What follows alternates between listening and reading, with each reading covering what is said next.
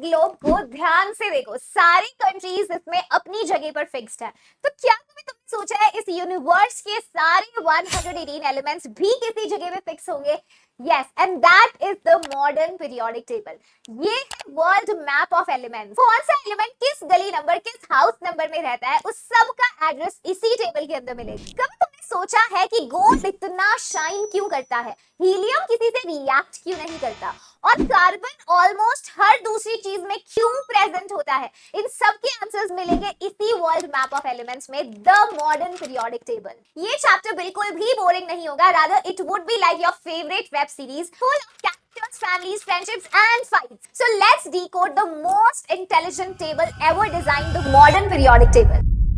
So, क्या आप element से मिलने के लिए तैयार हैं? पर सबसे पहले कुछ एलिमेंट्स को याद रखने की हम ट्रिक सीख लेते हैं। First 10 elements which are hydrogen, helium, lithium, beryllium, boron, carbon, nitrogen, oxygen, fluorine and neon को याद रखने का trick, hi hello listen BBC news on Friday night. Atomic number 11 से 20 एलिमेंट्स यानी कि sodium, magnesium, aluminium, silicon, phosphorus, sulphur, chlorine, argon, potassium and calcium को याद रखने की ट्रिक, ना मांगो आलू से, पेप्सी, सोडा कोला और kaju katli. Group number 2 alkaline earth metals को याद रखने का ट्रिक, बंटी मांगे कार सेंट्रो बार बार। ग्रुप नंबर 13 के लिए बैंगन, आलू, गाजर इन थैला। ग्रुप 15 नाइट्रोजन फैमिली के लिए नीलू, पीलू, आशु सब बीमार। Group 16 oxygen family, oxygen sulphur से टेपो। Group 17 halogens, face CBI at home. And last but not the least group 18 noble gases के लिए हीना, नेहा और Katrina, Xerox, Reena. So now you are ready to start this chapter. तो हम इस chapter को करेंगे फुल इंटरेस्टिंग वे से। Let's start the periodic table.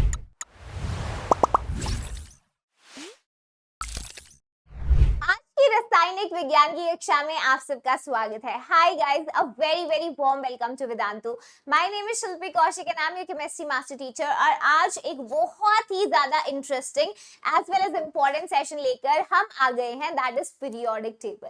अब ये जो सेशन हो रहा है बेटा, it's happening in the bridge course and bridge course is extremely important उन स्टूडेंट्स के लिए जो अभी अभी क्लास 11th में एंटर किए हैं। ठीक है, ब्रिज कोर्स का कॉन्सेप्ट यही है कि 10th से 11th में आप सारे बेसिक्स को एक बार रिवाइज कर लें, तो जो ह्यूज सिलेबस का गैप होता है उसको कवर करना थोड़ा आसान लगे, आपको कॉन्फिडेंस फील हो जब आप बेसिक सारे रिवाइज करेंगे। तो ये एक ऐसा चैप्टर है जो पहले क्लास 10th की एनसीईआरटी में हुआ करता था। जब एनसीईआरटी रिवाइज हुई तो ये चैप्टर भी कहीं खोसा गया। तो बट बहुत इंपॉर्टेंट चैप्टर है, इसके बिना हम सीधा अपना सिलेबस स्टार्ट करें तो बहुत इश्यूज आपको होंगे। तो पीरियोडिक टेबल के अंदर दो पोर्शंस होते हैं, स्ट्रक्चरल पार्ट और पीरियोडिक प्रॉपर्टीज। वो दोनों पोर्शंस आज मैं आपको सेशन में कराऊंगी। छोटा सा सेशन होगा, जो इंपॉर्टेंट चीजें हैं वो ही हम देखेंगे ब्रिज कोर्स के अंदर, which is important to revise before starting class 11th। ठीक है, तो इसलिए सेशन बहुत इंपॉर्टेंट रहेगा। तो आप खुद ये देखोगे, जैसे सेशन लगाओगे जेई के पीवाईक्यूज में सॉल्व कराऊंगी, you will be so confident कि मैम हमने छोटा सा सेशन लगा के we are able to do the PYQs और सारे बेसिक्स क्लियर हो गए। That is the whole idea. ठीक है, चलिए तो आज का सेशन स्टार्ट करते हैं। एंड उससे पहले एक और चीज, बहुत सारे स्टूडेंट्स हैं बेटा कमेंट करते हैं पिछले सेशंस में भी कि मैम नोट्स कहाँ पर मिलेंगे। तो मैं ये चीज फिर से बता रही हूँ, जब भी मेरा कोई सेशन होगा है ना, उसके जैसे सेशन खत्म हो जाएगा, तो सेशन खत्म होने के जस्ट बाद आप इसी वीडियो के डिस्क्रिप्शन बॉक्स में जाना और डिस्क्रिप्शन बॉक्स में आपको मिल जाएगा एक छोटू सा लिंक होगा, that is the session notes. ठीक है, हैंडरिटन नोट्स करके उस पर मेंशन किया होगा। तो जैसे आप उस लिंक पे टैप करेंगे तो आपकी पीडीएफ डाउनलोड हो जाएगी। राइट, तो साथ में अगर कोई क्लास आप मिस आउट ना करें तो आप हमारा चैनल ज्वाइन कर सकते हैं। We have channel on WhatsApp as well as Telegram. तो आपको सारे सेशन की इंफॉर्मेशन, सेशंस के पीडीएफ लिंक्स और एक्स्ट्रा जो स्टडी मटेरियल होता है वो सब हमारी टीम इन चैनल्स के ऊपर शेयर करती है। तो you can join these channels, है ना, और आप नोटिफिकेशन ऑन कर सकते हैं ताकि कोई क्लास मिस आउट ना हो। ठीक है, चलिए एक और एडिशनल फीचर बताना चाहती हूँ before starting our topic, and that is HP Gurukul. अब एचपी गुरुकुल क्या है? कहीं जाना पड़ेगा क्या मैम घर से बाहर? नहीं, HP Gurukul is the exclusive membership of our channel JEE Made Easy, right? So इस चैनल पे हमने एक एक्सक्लूसिव मेंबरशिप को लॉन्च कर रखा है, जिसमें हम अपनी मोस्ट सक्सेसफुल सीरीज को लॉन्च करते हैं, जो गदर सीरीज है, जिसमें हम JEE के लिए स्पेसिफिकली प्रिपेयर कराते हैं एंड सबसे ज्यादा सिलेक्शंस यहाँ से होते हैं, one of the most successful series.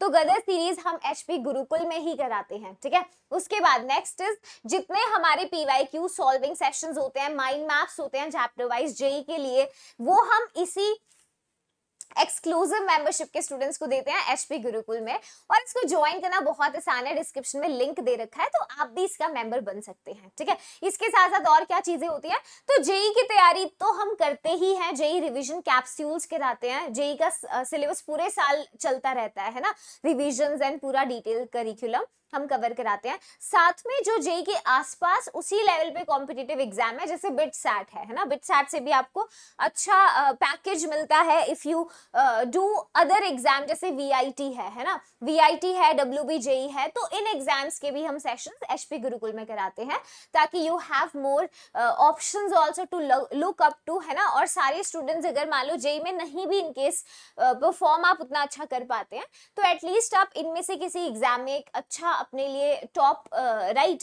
Tier 1 colleges, tier 2 colleges में एक अच्छी ब्रांच को आप सिक्योर कर पाएं एज अ बैकअप ऑप्शन।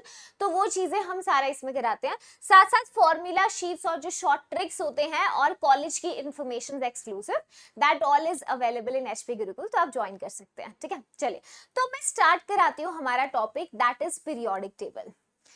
आपने छोटू सा इंट्रो तो देखा होगा, पीरियोडिक टेबल इज एवरीवेयर भाई, एप्लीकेशंस हैं इन एलिमेंट्स के, राइट। सो जरूरत क्या थी इस टेबल की, इसके बिना भी तो दुनिया अच्छी खासी चल रही थी ना मैम, तो जरूरत बेटा क्यों था? It's a classification. किसी भी चीज को आप देखो ह्यूमन लाइफ में सॉर्टिंग करना हमारी आदत होती है, बिकॉज जब भी हम चीजों को क्लासिफाई करते हैं, सॉर्ट करते हैं, तो उससे चीजें आसान हो जाती हैं for human mind, right. Same idea था क्लासिफिकेशन का कि इतने सारे एलिमेंट्स हमारे पास थे जो धीरे धीरे डिस्कवर हुए, तो उनको भाई हर एलिमेंट को पढ़ना मुमकिन नहीं है कि आप डेप्थ में जाके हर एलिमेंट को इंडिविजुअली पढ़ेंगे, दैट्स नॉट पॉसिबल। तो अच्छा तरीका ये था कि जो सिमिलर प्रॉपर्टीज वाले एलिमेंट्स हैं उनको साथ में ग्रुप करके एक जगह पे रख दो। तो ऐसा समझो मैंने उस ग्रुप में से अगर एक एलिमेंट को पढ़ लिया, तो बराबर है कि मैंने उस ग्रुप के सारे एलिमेंट्स को पढ़ लिया, समझ लो। It's a sorting kind of thing जो हम करते हैं। तो सबसे पहला क्लासिफिकेशन जो था लेवॉइसियर ने दिया था, वो क्लासिफिकेशन सिंपल था मेटल्स और नॉन मेटल्स का, कि भाई एलिमेंट्स को ना मेटल्स और नॉन मेटल्स के आधार पे बांट दिया गया था बेस्ड ऑन उनकी फिजिकल प्रॉपर्टीज में जो डिफरेंस होता है, राइट। सबसे पहला क्लासिफिकेशन, पर ये ज्यादा काम का क्लासिफिकेशन नहीं था। एक तो 80% एलिमेंट्स मेटल्स हैं अपने पास, तो आपने इतने सारे मेटल्स को एक ग्रुप में रख दिया, ऊपर से बाद में मेटलॉइड्स डिस्कवर हुए थे, ठीक है। मेटलॉइड्स थे वो एलिमेंट्स जिनकी प्रॉपर्टीज मेटल्स और नॉन मेटल्स के बीच में इंटरमीडिएट होती है। तो इस चक्कर में ऐसा हुआ कि भाई ये तो गड़बड़ हो गई, मेटलॉइड्स हुए तो मेटल्स नॉन मेटल्स का जो क्लासिफिकेशन था लेवॉइसियर का, वो फेल हो गया था, राइट। तो आप वेन डायग्राम भी देखो बना सकते हो। तो मेटलॉइड्स वो एलिमेंट्स जिनकी प्रॉपर्टीज मेटल्स और नॉन मेटल से रिजेंबल करती है ना, सिमिलर, कुछ कुछ प्रॉपर्टीज मेटल्स, कुछ नॉन मेटल्स जैसी। तो अब आगे और क्लासिफिकेशन की जरूरत थी, कोई अच्छा क्लासिफिकेशन अब तक नहीं था सक्सेसफुल। तो ऑफिशियली कुछ क्लासिफिकेशंस दिए थे साइंटिस्ट ने इस टेबल को बनाने से पहले। ये कौन सा टेबल है? This is your modern periodic table, है ना। सो एनसीईआरटी का स्निप है ये।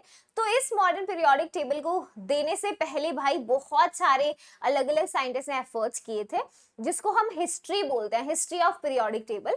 JEE के एग्जाम में हिस्ट्री से सवाल तो नहीं आते हैं अब, लेकिन क्योंकि आप क्लास 10th से अभी आए हैं, you are doing this topic for the first time, right. तो आपके लिए हिस्ट्री पढ़ना थोड़ा जरूरी है कि थोड़ा सा पढ़ लो, ताकि बस एक बार ही पढ़ना है लाइफ में, दोबारा तो हम हिस्ट्री से स्टार्ट नहीं करते बार बार, we just start from the structural part of modern periodic table. तो थोड़ा सा बेसिक्स देख लेते हैं, क्या क्या अर्ली डेवलपमेंट्स आए थे क्लासिफिकेशन से पहले, ठीक है। तो किसके क्लासिफिकेशन से पहले? मॉडर्न पीरियोडिक टेबल से पहले क्या क्या साइंटिस्ट ने और क्लासिफिकेशंस को इंट्रोड्यूस किया था, ठीक है। सबसे पहला क्लासिफिकेशन था Dobereiner triad. What is this? Dobereiner triad. तो बेटा डॉबरेनर ट्रायड, ट्रायड का मतलब ही ग्रुप ऑफ 3 एलिमेंट्स होता है। तो डॉबरेनर ने ये कहा कि तुम क्या करो, एलिमेंट्स को अरेंज करो एटॉमिक मासेस में, ठीक है। तो इन्होंने एटॉमिक मासेस के इंक्रीजिंग ऑर्डर में एलिमेंट्स को अरेंज किया। जैसे कि मान लो मैं 3 एलिमेंट्स का ग्रुप लेती हूँ, लिथियम, सोडियम और पोटेशियम, ठीक है। लिथियम का एटॉमिक मास अगर आप लिखें, लिथियम, अच्छा अभी मैंने एक ट्रिक दिया था, आई थिंक सबको याद हो गए होंगे, फर्स्ट 20 एलिमेंट्स पी ब्लॉक के एलिमेंट्स। यस, एक बार थम्स अप दे दो, याद हो गए सबको? तो ट्रिक को दोबारा वॉच कर लेना वीडियो में, ठीक है। तो अप्रोक्स मेरा 7 AMU इसका मास होता है, राइट। सोडियम का 23 AMU, पोटेशियम का अराउंड लाइक 39 AMU ले लो, वैसे 39.9, 40 के आसपास भी हम ले लेते हैं, दैट्स फाइन। तो इन्होंने कहा डॉबरेनर ने कि आप एलिमेंट्स को ग्रुप ऑफ 3 में अरेंज करिए increasing order of atomic mass में। जैसे देखो हमने किया अभी, एलिमेंट अगर हमारे पहला एलिमेंट है, ये दूसरा, ये दूसरा, इंक्रीजिंग एटॉमिक मास है। तो इन्होंने कहा कि एक बहुत मजे की बात ऑब्जर्व होती है, अगर आप पहले एलिमेंट और तीसरे एलिमेंट के एटॉमिक मास का एवरेज ले लें। क्या बोला मैंने? अगर हम पहले एलिमेंट और तीसरे एलिमेंट के एटॉमिक मास का एवरेज ले लें, देखना जरा, फर्स्ट एलिमेंट का एटॉमिक मास है 7 AMU, अच्छा, और थर्ड का है 39, ओके, और डिवाइड कर दे, एवरेज लिया मतलब 2 से डिवाइड किया, तो ये रफली इक्वल आता है सेकंड एलिमेंट के एटॉमिक मास के। देखो आ गया atomic mass of sodium, atomic mass of sodium. तो मतलब ये इनका क्लासिफिकेशन था। एक बार फिर से सुनो, इन्होंने कहा अगर एलिमेंट्स को increasing order of atomic mass में लगाते हो ग्रुप ऑफ 3 में, तो पहला और तीसरा एलिमेंट की मास का एवरेज अगर लोगे तो सेकंड एलिमेंट के मास का इक्वल आता है, ठीक है। तो देखो 7 + 39 इसका एवरेज लिया फर्स्ट और थर्ड का, तो सेकंड एलिमेंट के एटॉमिक मास के बराबर आया। तो उन्होंने कहा ये जो 3 एलिमेंट्स तुमने ट्रायड में रखे थे ना, इनकी प्रॉपर्टीज भी सिमिलर हैं। तो ये बोला इन्होंने कि अगर आप इन 3 एलिमेंट्स को उठाओगे अब ट्रायड के, इनकी प्रॉपर्टीज भी सिमिलर हैं, सिमिलर केमिकल प्रॉपर्टीज, ठीक है। ओके बस ये डॉबरेनर क्लासिफिकेशन था। पर डॉबरेनर ने बहुत सक्सेसफुल ट्रायड्स जो है बहुत सारे मतलब नहीं दे पाए थे। तो उस वक्त जितने एलिमेंट्स डिस्कवर हुए थे वो सबको हम ट्रायड के रूप में वो क्लासिफाई नहीं कर पाए। तो 3 ही सक्सेसफुल ट्रायड थे मोटे मोटे जो इन्होंने बताए। वो कौन से हैं देखो, लिथियम सोडियम पोटेशियम एक ट्रायड है, ठीक है। कैल्शियम स्ट्रोंशियम बेरियम एक डॉबरेनर ट्रायड है। क्लोरीन ब्रोमीन आयोडीन एक डॉबरेनर ट्रायड है। अब मैं एक ट्रिक बताऊं तुम्हें, यस देखो एक ट्रिक देखो, अगर कभी भी डॉबरेनर ट्रायड को पहचानना है तो डॉबरेनर ट्रायड को पहचानने के लिए बेटा जो ट्रायड के एलिमेंट्स है ना ये सेम ग्रुप में आते हैं, सेम ग्रुप से है। मॉडर्न पीरियोडिक टेबल देखोगे भी समझ आ जाएगा, ठीक है। और दूसरा एटॉमिक नंबर का डिफरेंस भी सेम ही आएगा। देखो जैसे कि मैम जैसे कैल्शियम स्ट्रोंशियम बेरियम ले लो आप, ठीक है, या फिर आप लिथियम सोडियम पोटेशियम ले लो, लिथियम सोडियम पोटेशियम ये सेम ही ग्रुप से आते हैं, ग्रुप नंबर 1 में रखे गए हैं आज ये मॉडर्न पीरियोडिक टेबल में, ठीक है। एटॉमिक नंबर देखो लिथियम का 3 है, सोडियम का 11 है और पोटेशियम का 19। तो डिफरेंस देखो 11 में से 3 गया 8, डिफरेंस इन एटॉमिक नंबर कितना आया 8 आया, ठीक है। 19 में से 11 गया, डिफरेंस इन एटॉमिक नंबर कितना आया 8 आया, है ना। तो पहचानने का तरीका आसान है। तो यही बस इतना ही तुम्हें देखना है डॉबरेनर ट्रायड के बारे में, राइट। इन्होंने क्या बोला, ये 3 सक्सेसफुल ट्रायड दिए थे, lithium sodium potassium calcium strontium barium chlorine bromine iodine, ठीक है। अच्छा अब इसका लिमिटेशन क्या था, मैंने बताया कि सारे एलिमेंट्स ट्रायड में नहीं अरेंज हो पाए, all elements could not be arranged, है ना, in the form of triad, couldn't be arranged.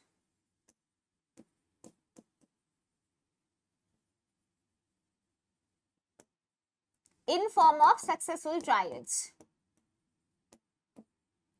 ठीक है। सक्सेसफुल ट्रायड्स के रूप में सारे एलिमेंट्स को ये अरेंज नहीं कर पाए थे उस वक्त जितने भी एलिमेंट्स डिस्कवर्ड थे। एक एग्जांपल देखो, जैसे अगर हम कार्बन नाइट्रोजन ऑक्सीजन लेते हैं, कार्बन नाइट्रोजन ऑक्सीजन, है ना, कार्बन पहला एलिमेंट, नाइट्रोजन सेकंड और ये थर्ड। अगर इनके एटॉमिक मास के इंक्रीजिंग ऑर्डर में इन्हें लगाएं, कार्बन 12 AMU, नाइट्रोजन 14 और ऑक्सीजन 16। तो अब आप डोबिनेट्राइड को देखो, लगाओ इसमें एटॉमिक मास ऑफ फर्स्ट और थर्ड एलिमेंट का एवरेज अगर हम लेते हैं, लेना जरा, फर्स्ट इज 12, ठीक है, प्लस थर्ड का 16 है, 2 से डिवाइड कर दिया, that comes out to be 14 AMU, जो कि बराबर आया है atomic mass of the second element. Yes, देखो अगर मैं कार्बन और ऑक्सीजन के एटॉमिक मास का एवरेज लूं तो नाइट्रोजन के मास के बराबर आया है, बट तुम्हें जान के हैरानी होगी इनकी प्रॉपर्टीज सेम नहीं है, ठीक है। तो कार्बन, नाइट्रोजन, ऑक्सीजन जो है बेटा, they do not have similar properties, they have different chemical properties, different chemical properties, ठीक है। तो देखो इनका ग्रुप भी बदल जाता है बेसिकली। तो ये लिमिटेशंस थे डोबिनेट्राइड के। इसके बाद जो अगला लिमिटेशन आया था that was Newlands law of octaves, ठीक है। तो नेक्स्ट क्लासिफिकेशन था बेटा न्यूलैंड। न्यूलैंड ने क्या कहा, इन्होंने बोला कि आप अरेंज करिए एलिमेंट्स को increasing order of atomic mass में। यही बात डॉबेनर ने भी कही थी, इंक्रीजिंग एटॉमिक मास में लगाना है, इन्होंने भी यही बोला। तो कहते हैं इंक्रीजिंग एटॉमिक मास में लगाते हो तो हर 8वें एलिमेंट की प्रॉपर्टी पहले एलिमेंट जैसी होती है। यस, जैसे देखो हाइड्रोजन है, hydrogen, lithium, beryllium, boron, carbon, nitrogen, oxygen, 8th element is fluorine. तो फर्स्ट और 8th एलिमेंट की प्रॉपर्टी सिमिलर होगी। हाइड्रोजन और फ्लोरीन की प्रॉपर्टीज में सिमिलैरिटी है। हाइड्रोजन भी डायटोमिक गैस है, फ्लोरीन इज आल्सो डायटोमिक, है ना। दोनों के पास अगर आप देखो टेंडेंसी है इलेक्ट्रॉन एक्सेप्ट करने की, बहुत सिमिलैरिटीज होते हैं, राइट। ऐसे ही देखो लिथियम है, लिथियम के बाद 8वां एलिमेंट सोडियम है, तो लिथियम सोडियम की प्रॉपर्टी सिमिलर है। बेरिलियम के बाद 8वां एलिमेंट मैग्नीशियम, प्रॉपर्टी मैच, ठीक है। कैल्शियम से सिलिकॉन, प्रॉपर्टी सिमिलर है। तो ये न्यूलैंड्स लॉ ऑफ ऑक्टेव्स था। इन्होंने इसको रिलेट भी किया था म्यूजिकल, जैसे सारे गामा पादा नी सा, है ना, हर 8वां स्वर पहले स्वर जैसा है। So like that he connected, right. अच्छा, इसके लिए ट्रिक क्या है, देखो इसको पहचानने की ट्रिक अगर मैं बताऊं, कभी अगर आपको देखना हो तो इसमें भी जो एलिमेंट्स होते हैं वो सेम ग्रुप से होते हैं, सेम ग्रुप से। ऑल्दो हाइड्रोजन का तो कोई ग्रुप नहीं है, बट अगर पहचानना हो, आज मॉडर्न पीरियोडिक टेबल में ये देखो सेम ग्रुप में ही रखे गए हैं, ये पहली 2 लाइनें, ठीक है। और दूसरा डिफरेंस इन एटॉमिक नंबर, उन एलिमेंट का 8 आता है हमेशा, करके देख सकते हो। जैसे boron, aluminium, difference in atomic number 8 है, ठीक है। कार्बन, सिलिकॉन, 8 का डिफरेंस है, राइट। तो ऐसे चलो, अब इसके लिमिटेशंस क्या थे, लिमिटेशंस अगर तुम समझोगे तो इसके ड्रॉबैक क्या थे, एक बार ये लिख लो। देखो ये जो क्लासिफिकेशन था ना बेटा, ये सिर्फ और सिर्फ कैल्शियम तक वैलिड था, वैलिड अप टू कैल्शियम,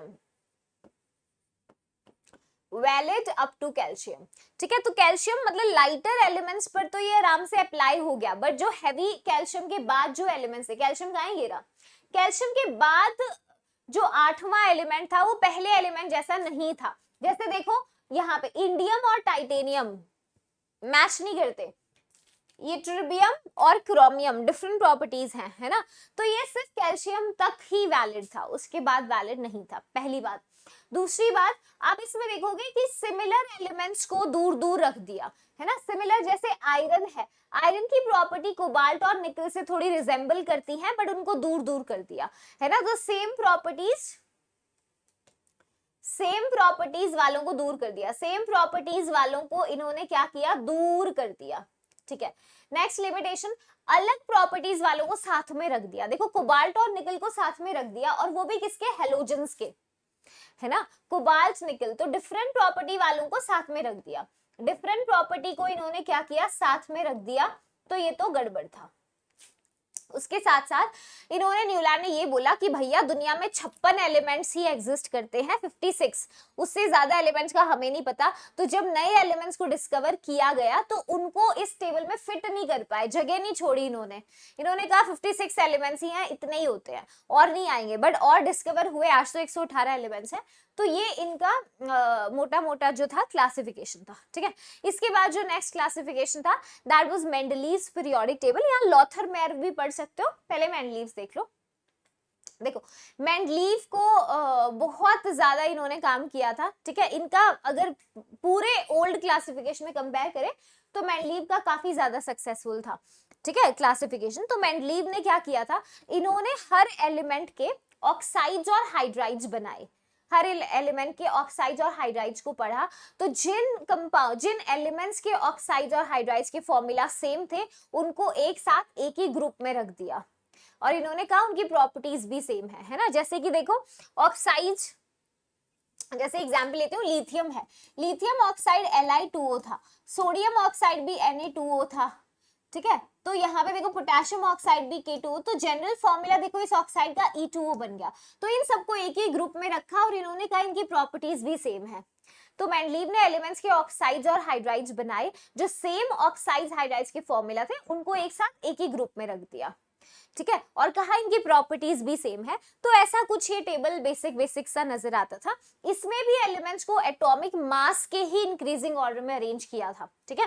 तो देखो increasing order of atomic mass में एलिमेंट्स को अरेंज किया, तो जो एलिमेंट्स सिमिलर प्रॉपर्टीज वाले थे वो रिपीट हुए थे, ठीक है। अच्छा, एक और इंटरेस्टिंग चीज है, इन्होंने केमिकल प्रॉपर्टी के साथ फिजिकल प्रॉपर्टीज पे भी तवज्जो दिया। अगर आप यहाँ पे देखो ना, इधर तीन एलिमेंट्स को साथ में रखा गया है, आयरन, कोबाल्ट, निकल, है ना, रुथीनियम, रोडियम, पैलेडियम, तो ये वो एलिमेंट्स हैं जिनकी फिजिकल प्रॉपर्टीज भी सिमिलर हैं काफी हद तक, ठीक है। मास देखो बहुत ज्यादा डिफरेंस नहीं है। तो ये इनका टेबल था। अब इसके कुछ बहुत अच्छे पॉइंट्स हैं, मेंडलीव्स पीरियोडिक टेबल के मेरिट्स होते हैं जो इंपॉर्टेंट होते हैं। तो मेरिट्स में एक तो ये आता है, इन्होंने गैप्स छोड़े। देखो मेंडलीव ने कहा कि भैया ऐसा है, फ्यूचर में जाके और एलिमेंट्स डिस्कवर होंगे, और फिर इनके टाइम पे अराउंड 63-65 एलिमेंट्स ऐसे नंबर था। इन्होंने कहा बाद में और एलिमेंट्स डिस्कवर होंगे, तो तुम उन एलिमेंट्स को एक खाली जगह छोड़ के जा रहा हो, यहाँ बिठा देना। सिर्फ इतना नहीं, उन्होंने प्रॉपर्टीज को भी प्रिडिक्ट किया, ठीक है। इन्होंने ये भी बोला कि यहाँ पे ना एक एलिमेंट आएगा, इस नाम, मैं उसको नाम देके जा रहा हूँ, तुम कल को नाम बदल लेना, बट उसकी प्रॉपर्टीज ऐसी ऐसी ऐसी होंगी। और जब वो एलिमेंट मिला तो बिल्कुल ऐसा ही हुआ, प्रॉपर्टीज काफी हद तक सिमिलर थे, ठीक है। इन्होंने इनकरेक्ट मासेस को भी ठीक किया, काफी एलिमेंट्स के मास हमें गलत पता थे उस वक्त, इन्होंने उसको ठीक किया, ठीक है। तो काफी अच्छा था। नोबल गैसेस को इन्होंने अलग से जीरो ग्रुप बोल के रखा। तो नोबल गैसेस आपकी जो होते हैं हीलियम, नियॉन, है ना, आर्गन, तो इन सबको ये रख पाए थे। तो अभी तक का सबसे बढ़िया क्लासिफिकेशन था। तो मेरिट्स देखो, तो he left the spaces for elements to be discovered, देखो left the gaps in the table जो बाद में डिस्कवर हुए, ठीक है। corrected the atomic masses। अब आ जाओ, इसको समझ लेते हैं थोड़ा सा कि ये क्या है। देखो इन्होंने करेक्ट किसके किए atomic mass, correction in atomic mass कैसे ध्यान रखोगे, gold in Patna becomes your, कैसे याद रखोगे, gold in Patna become yours, ठीक है। Gold in Patna becomes your, gold, indium, platinum, beryllium, uranium के मासेस इन्होंने करेक्ट किए, ठीक है। दूसरी चीज, कुछ एलिमेंट्स को इन्होंने बाद में डिस्कवर किया तो उनका नाम दिया, इन्होंने कहा एका बोरोन एक एलिमेंट है जो कल को तुम्हें मिलेगा, उसकी प्रॉपर्टीज ऐसी होंगी, जैसे टेबल अगर देखो ये रहा, है ना, देखो एका एल्यूमिनियम की लिखी हुई है प्रॉपर्टीज, और जब एक्चुअली गैलियम मिला तो ऐसी ही प्रॉपर्टीज थी। एका सिलिकॉन इन्होंने प्रिडिक्ट किया, और देखो ये जर्मेनियम मिला, इसको बाद में जर्मेनियम बुलाया, प्रॉपर्टीज बहुत सिमिलर थी, है ना, ये काफी सक्सेसफुल चीज थी। हाँ, एका बोरोन, एका एल्यूमिनियम, एका बोरोन को आज हम स्कैंडियम के नाम से जानते हैं, ठीक है। एका एल्यूमिनियम को गैलियम के नाम से, एका सिलिकॉन जर्मेनियम, ठीक है, और एका मैंगनीज टेक्नीशियम। ये चार को ध्यान रखना, ठीक है। ओके, याद कैसे करोगे इसको, बीएससी, देखो ऐसे याद रखना, बीएससी, आलू गाजर,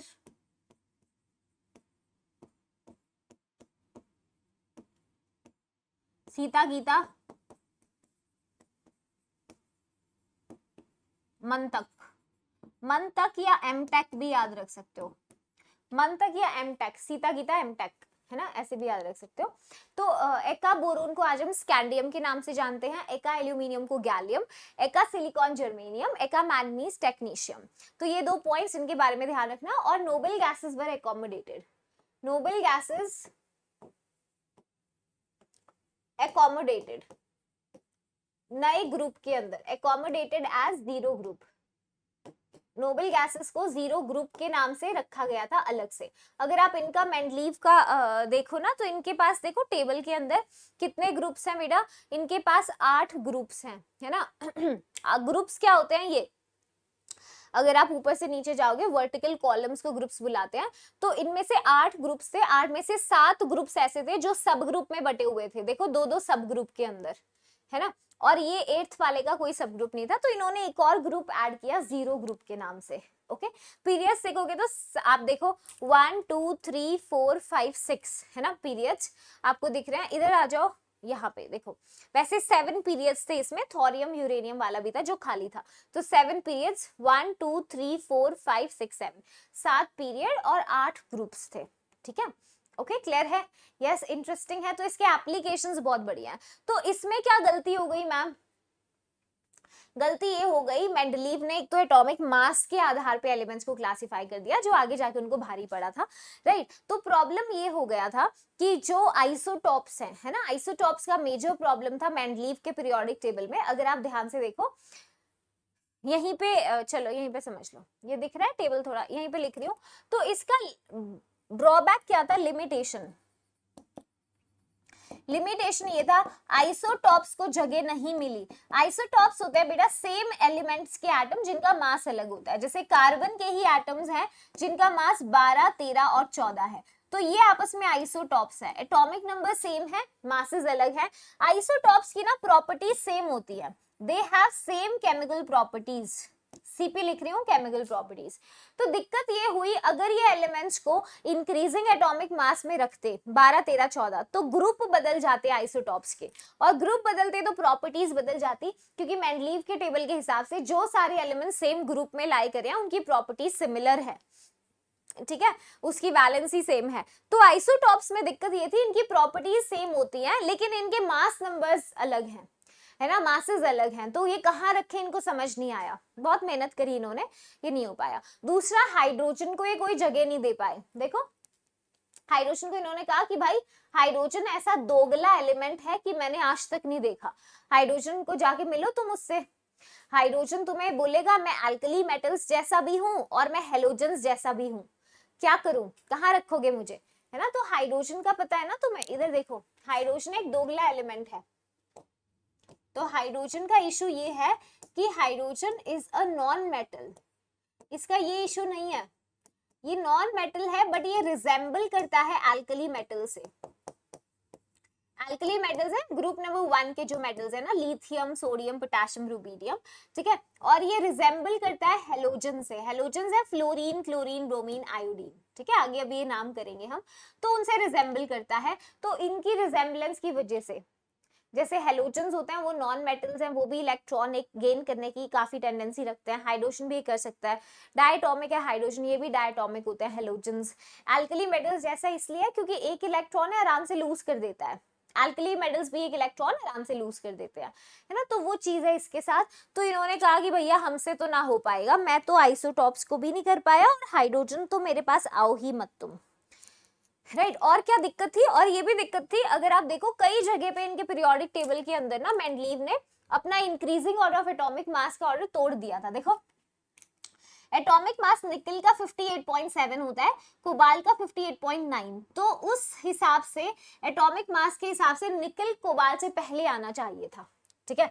ओके, ऐसे ही देखो कई जगह पे ऐसा हुआ, अगर आप ध्यान से देखो आयोडीन और टेल्यूरियम को देखो, आयोडीन का एटॉमिक मास 126.9 है, टेल्यूरियम का 127 है, तो आयोडीन को टेल्यूरियम से पहले आना चाहिए था, है ना।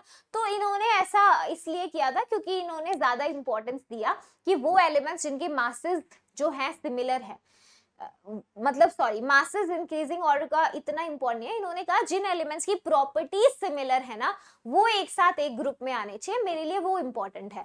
तो इसीलिए इन्होंने देखा निकल की प्रॉपर्टी पैलेडियम से रिजेंबल करती थी, है ना। ओके, प्लैटिनम इधर आ जाओ, इसमें थोड़ा सा इन्होंने ना टाइपिंग में गड़बड़ है, हाँ इधर देखो। तो निकल की जो प्रॉपर्टीज है वो पैलेडियम से और प्लैटिनम से रिजेंबल करती थी, ठीक है, कोबाल्ट की रोडियम और इरिडियम से। तो इसलिए इन्होंने एटॉमिक मास पे इतना ध्यान नहीं दिया, कहते प्रॉपर्टी सेम वाले क्लासिफाई होने चाहिए, ये इंपॉर्टेंट है, ठीक है। तो ये बेसिकली ड्रॉबैक्स थे, आई थिंक ये समझ गए हो आप। आखिरी क्लासिफिकेशन जो था पुराना, that is Lothar-mayor curves. Lothar-mayor ने जो क्लासिफिकेशन दिया था बेटा, इन्होंने ग्राफ्स के थ्रू दिया था क्लासिफिकेशन। इन्होंने ग्राफ प्लॉट किया, किसका ग्राफ था, physical properties of elements. Physical property जैसे एटॉमिक वॉल्यूम आप ले सकते हैं, ठीक है, melting point, boiling point versus atomic mass.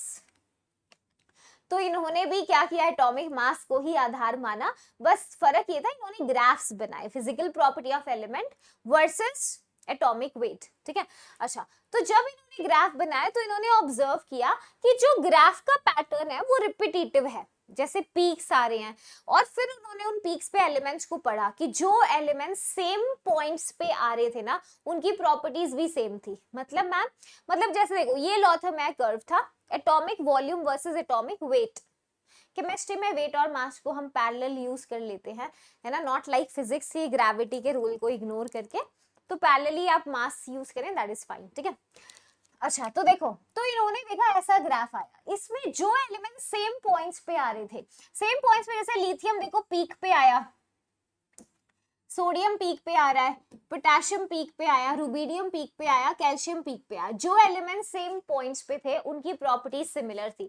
तो इन्होंने देखा lithium, sodium, potassium, rubidium, calcium की प्रॉपर्टीज तो भैया सेम सेम है। ऐसे देखो जो डिसेंडिंग पार्ट पे आया, ये कर्व डिसेंडिंग मतलब नीचे की तरफ उतर रहा है, beryllium, magnesium, calcium, strontium, barium, है ना, ये सेम पॉइंट्स पे आ रहे हैं डिसेंडिंग पार्ट पे, इनकी प्रॉपर्टीज एक जैसी है, ठीक है। और क्या देखा उन्होंने, प्लीज ध्यान से देखो, ये देखो ब्रॉड मिनीमास के ऊपर जो एलिमेंट्स आए, देख रहे हो, ब्रॉड मिनीमास पे एलिमेंट्स, इनकी प्रॉपर्टीज भी सिमिलर थी, ठीक है। जो असेंडिंग पार्ट ऑफ कर्व पे आए, असेंडिंग पार्ट कर्व का कैसे मतलब मैम, जैसे जब ऊपर की तरफ ग्राफ चल रहा है, ये फ्लोरीन, क्लोरीन, ब्रोमीन और आयोडीन, आयोडीन भी हो गया, ठीक है। तो ये रहा, इनकी प्रॉपर्टीज भी सिमिलर थी, तो समझ गए। तो इनका क्लासिफिकेशन यही था कि जब हम एलिमेंट्स को एक प्लॉट बनाते हैं, फिजिकल प्रॉपर्टी वर्सेस आप उनका एटॉमिक मास लीजिए, तो एक ग्राफ बनेगा, ग्राफ पे सिमिलर पॉइंट्स पे आने वाले एलिमेंट्स की प्रॉपर्टी सेम ही है, राइट। तो इसमें तुम्हें बस ये ध्यान रखना है कि पीक पे कौन आता है, तो एल्कली मेटल्स होते हैं जो वो पीक्स पे आते हैं। एल्कली मेटल्स कौन होते हैं, जो ग्रुप नंबर 1 में रखे गए हैं मॉडर्न पीरियोडिक टेबल में, ठीक है। एल्कलाइन अर्थ मेटल्स हैं जो ग्रुप 2 में रखे गए हैं, अभी मैं दिखाऊंगी। Alkaline earth metals descending part पे आए थे, ये देखो नीचे की तरफ जब ग्राफ उतर रहा था, ग्रीन कलर वाला, ठीक है। अच्छा, ट्रांजिशन एलिमेंट्स आए थे ब्रॉड मिनिमा के ऊपर, ये जो मिनिमा है ना यहाँ पर, ठीक है। और ये थोड़ा ब्रॉड था, इस ग्राफ में थोड़ा शार्प लग रहा है, थोड़ा फैला हुआ सा था ये। और हेलोजेंस जो है, जो ग्रुप 17 के एलिमेंट्स है, फ्लोरीन, क्लोरीन, ब्रोमीन, आयोडीन, वो असेंडिंग पार्ट पे आए थे कर्व के, ठीक है। ये आपको ध्यान रखना पड़ेगा, इसको याद करने का मैं जुगाड़ बताती हूँ। देखो जुगाड़, आपने मॉडर्न पीरियोडिक टेबल तो देखा ही होगा, आज मैंने कितनी बार दिखाया आपको।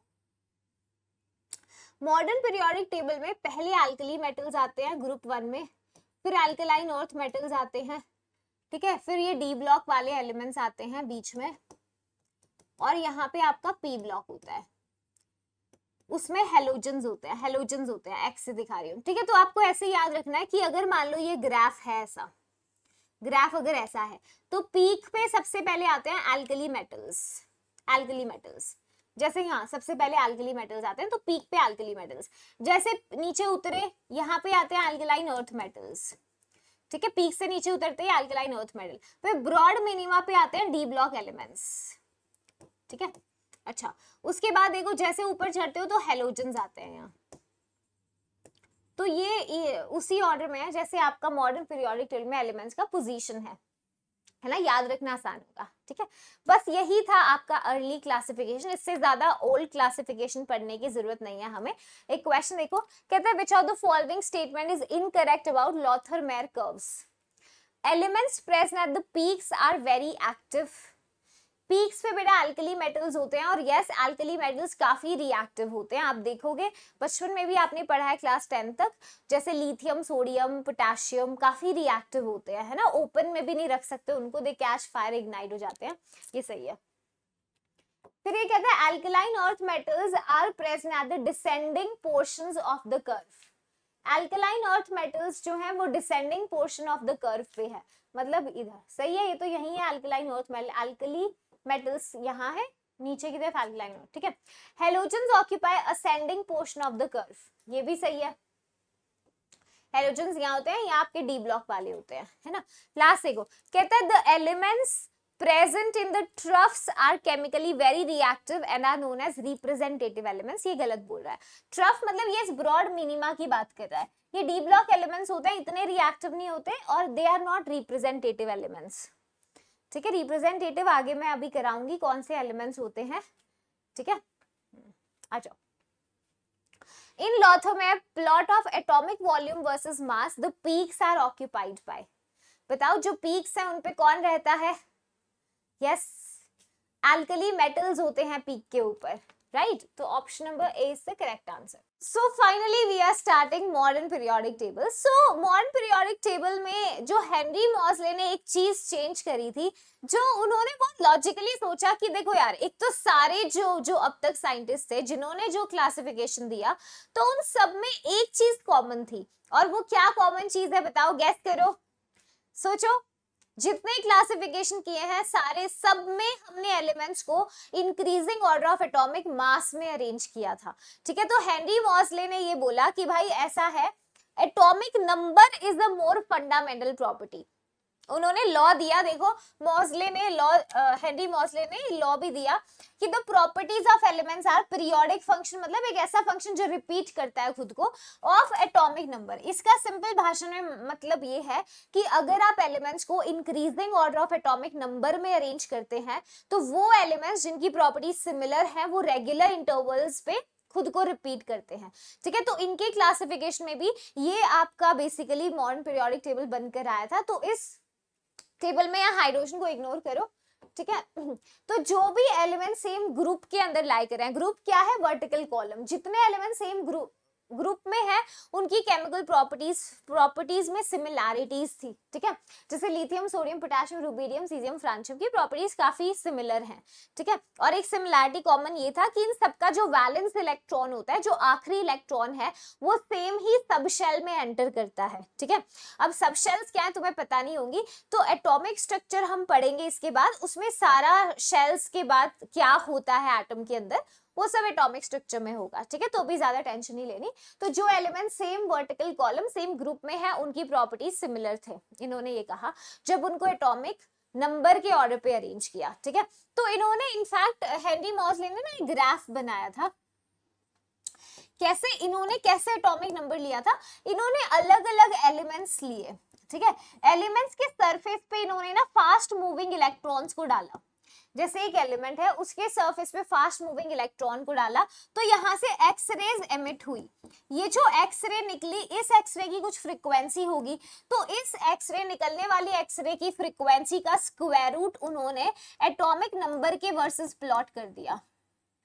ये ग्राफ जेई में काफी बार पूछ चुका है, क्या बोला मैंने, हेनरी मॉसले ने क्या किया था, अलग अलग एलिमेंट्स पे उन्होंने स्पेक्ट्रोस्कोपी से पता लगाया था कि एटॉमिक नंबर बेहतर तरीका है, तो उन्होंने हर एलिमेंट पे, मतलब एलिमेंट्स पे फास्ट मूविंग इलेक्ट्रॉन्स डाले, यहाँ से एक्सरेज निकले, निकलने वाले एक्सरे की square root of frequency atomic number के वर्सेस जब इन्होंने प्लॉट किया, तो इनको यहाँ से ना स्ट्रेट लाइन मिला। यही काम जब इन्होंने मास के साथ किया था तो इनको इरेगुलर लाइन मिली थी, like that was not a straight line, ठीक है। तो ये था इनका क्लासिफिकेशन। तो अगर अभी आप मॉडर्न पीरियोडिक टेबल देखते हैं तो इस पीरियोडिक टेबल के अंदर आपको 18 ग्रुप्स मिलेंगे, है ना। 18 वर्टिकल कॉलम्स हैं जिनको ग्रुप्स बुलाते हैं। 18 VCG क्या है, वर्टिकल कॉलम्स, ठीक है। 18 वर्टिकल कॉलम्स है जिनको ग्रुप्स बुलाते हैं। देखो ग्रुप नंबर 1, 2, ये 3 से लेके 12 तक, ठीक है, ये 13 से लेके 18 तक, ओके, ठीक है। साथ में पीरियड्स हैं कितने बेटा, 7 हॉरिजॉन्टल रोज हैं, हॉरिजॉन्टल रोज, हॉरिजॉन्टल रोज को क्या बुलाते हैं? पीरियड्स बुलाते हैं। ठीक है, देखो यहां से ये पहला पीरियड है 1 2 3 4 5 6 और 7, इसको अलग पीरियड मत समझना, ठीक है। अच्छा, दूसरी चीज, तीसरी चीज, इसके अंदर 4 ब्लॉक्स हैं। मॉडर्न पीरियोडिक टेबल में 4 ब्लॉक्स आपको मिलेंगे। वो 4 ब्लॉक्स कौन से हैं? SPDF। ठीक है, S ब्लॉक कौन सा है? ये वाला देखो, ग्रुप नंबर 1 एंड 2, ये S ब्लॉक है। ठीक है, D ब्लॉक कौन सा है? ग्रुप नंबर 3 से लेके 12 तक, ये D ब्लॉक है। ठीक है, P ब्लॉक कौन सा है? ग्रुप 13 से लेके 18 तक, ये कौन है बेटा? ये P ब्लॉक है। F ब्लॉक कौन सा है? ये ब्लॉक का क्या मतलब है? ब्लॉक ऐसे दिया गया था, इनका जो आखिरी इलेक्ट्रॉन है, जैसे S ब्लॉक के सारे एलिमेंट्स का जो आखिरी इलेक्ट्रॉन है वो S सब शेल के अंदर एंटर करता है। ठीक है, ऐसे D ब्लॉक का आखिरी इलेक्ट्रॉन D सब शेल में आता है। P ब्लॉक वालों का आखिरी इलेक्ट्रॉन P सब शेल में आता है, हीलियम को छोड़ के। हीलियम का आखिरी इलेक्ट्रॉन S में ही आता है, लेकिन ये P ब्लॉक में है। ठीक है, हाइड्रोजन को क्यों काटा लगा है? हाइड्रोजन का बेटा कोई फिक्स्ड पोजीशन हमें नहीं पता। इनफैक्ट ये लिमिटेशन है मॉडर्न पीरियोडिक टेबल की कि हम हाइड्रोजन का पोजीशन नहीं बता पाए। और दूसरा, लेंथेनॉइड एक्टिनॉइड्स को मेन टेबल से अलग रख दिया। ठीक है, वो अलग से देखेंगे। चलो, तो ये चीज है इसमें। ठीक है, कुछ कॉमन चीजें, डी ब्लॉक एलिमेंट्स को ट्रांजिशन एलिमेंट्स भी बुलाते हैं, एफ ब्लॉक को इनर ट्रांजिशन एलिमेंट्स भी बुलाते हैं।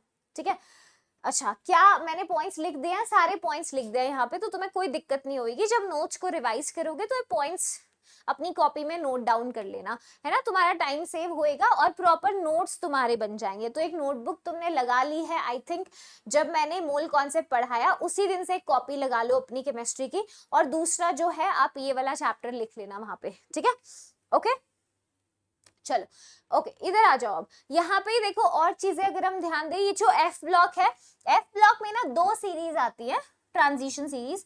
एक तो ये वाले लेंथेनॉइड्स होते हैं, ठीक है, आगे लिख देती हूँ, और एक एक्टिनॉइड्स। तो अगर आप ध्यान दो ना, यहाँ पे ये लेंथेनॉइड्स हैं। लेंथेनॉइड्स कहाँ से शुरू होते हैं? सीरियम, एटॉमिक नंबर 58 से लेके ल्यूटीटियम तक जाता है, एटॉमिक नंबर 71। ल्यूटीशियम भी बुला सकते हो, दैट्स अप टू यू। उसके बाद एक्टिनॉइड्स। एक्टिनॉइड्स के अंदर देखो, पहला एलिमेंट थोरियम से शुरू होता है, एटॉमिक नंबर 90 से लेके लॉरेंशियम तक जाता है, एटॉमिक नंबर 103 तक। ठीक है, अच्छा, अब अगर इसमें देखो जो लेंथेनॉइड्स है ना, ये कौन से ग्रुप से बिलोंग करते हैं? ग्रुप नंबर 3 और पीरियड नंबर 6। मतलब यहाँ लेंथेनम के बाद ये 7 एलिमेंट्स, 14 एलिमेंट्स जो है लेंथेनम के बाद, सीरियम से लेके ल्यूटीटियम तक, है ना, वो यहाँ पर आएंगे, राइट। ऐसे ही आगे देखो, एक्टिनॉइड्स, एक्टिनॉइड्स जो है एक्टिनियम के बाद आते हैं, तो एक्टिनॉइड्स हुए ग्रुप नंबर 3 से, ठीक है, और पीरियड नंबर 7 से। ओके, यहाँ एक्टिनियम के बाद जो 14 एलिमेंट्स है, ओके, देख लो एक बार। तो टोटल 28 एलिमेंट्स है, ये एफ ब्लॉक के अंदर आते हैं, इनको अलग से लिखा गया है। इनका आखिरी इलेक्ट्रॉन एफ सब शेल में आता है इसलिए। और दूसरा, अगर सोचो यहाँ पे इनको रखा जाता है 28 एलिमेंट्स, तो कितना एक्सपेंशन हो जाता पीरियोडिक टेबल में, है ना, बहुत अकोमोडेट नहीं कर पाते आराम से, तो इसीलिए इनको अलग से रख दिया गया था। ओके, चलो कुछ और देखो, ये जो ग्रुप नंबर 1 एलिमेंट्स होते हैं बेटा, इनको एल्कली मेटल्स बुलाते हैं। इनका नाम होता है एल्कली मेटल्स। हाइड्रोजन को हटा देना है तो नॉन मेटल है। अच्छा, एल्कली मेटल्स क्यों बुलाते हैं? क्योंकि ये पानी के अंदर वाटर सोल्यूबल बेसिस बनाते हैं। जैसे सोडियम है, सोडियम को अगर पानी में डालोगे, काफी एक्सोथर्मिक रिएक्शन होती है, सोडियम हाइड्रोक्साइड बनता है जो एक वाटर सोल्यूबल बेस है, तो it's a strong alkali.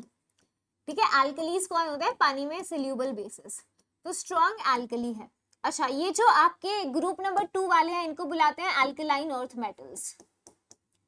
Alkaline earth metals कौन? ये जो ग्रुप नंबर 2 है।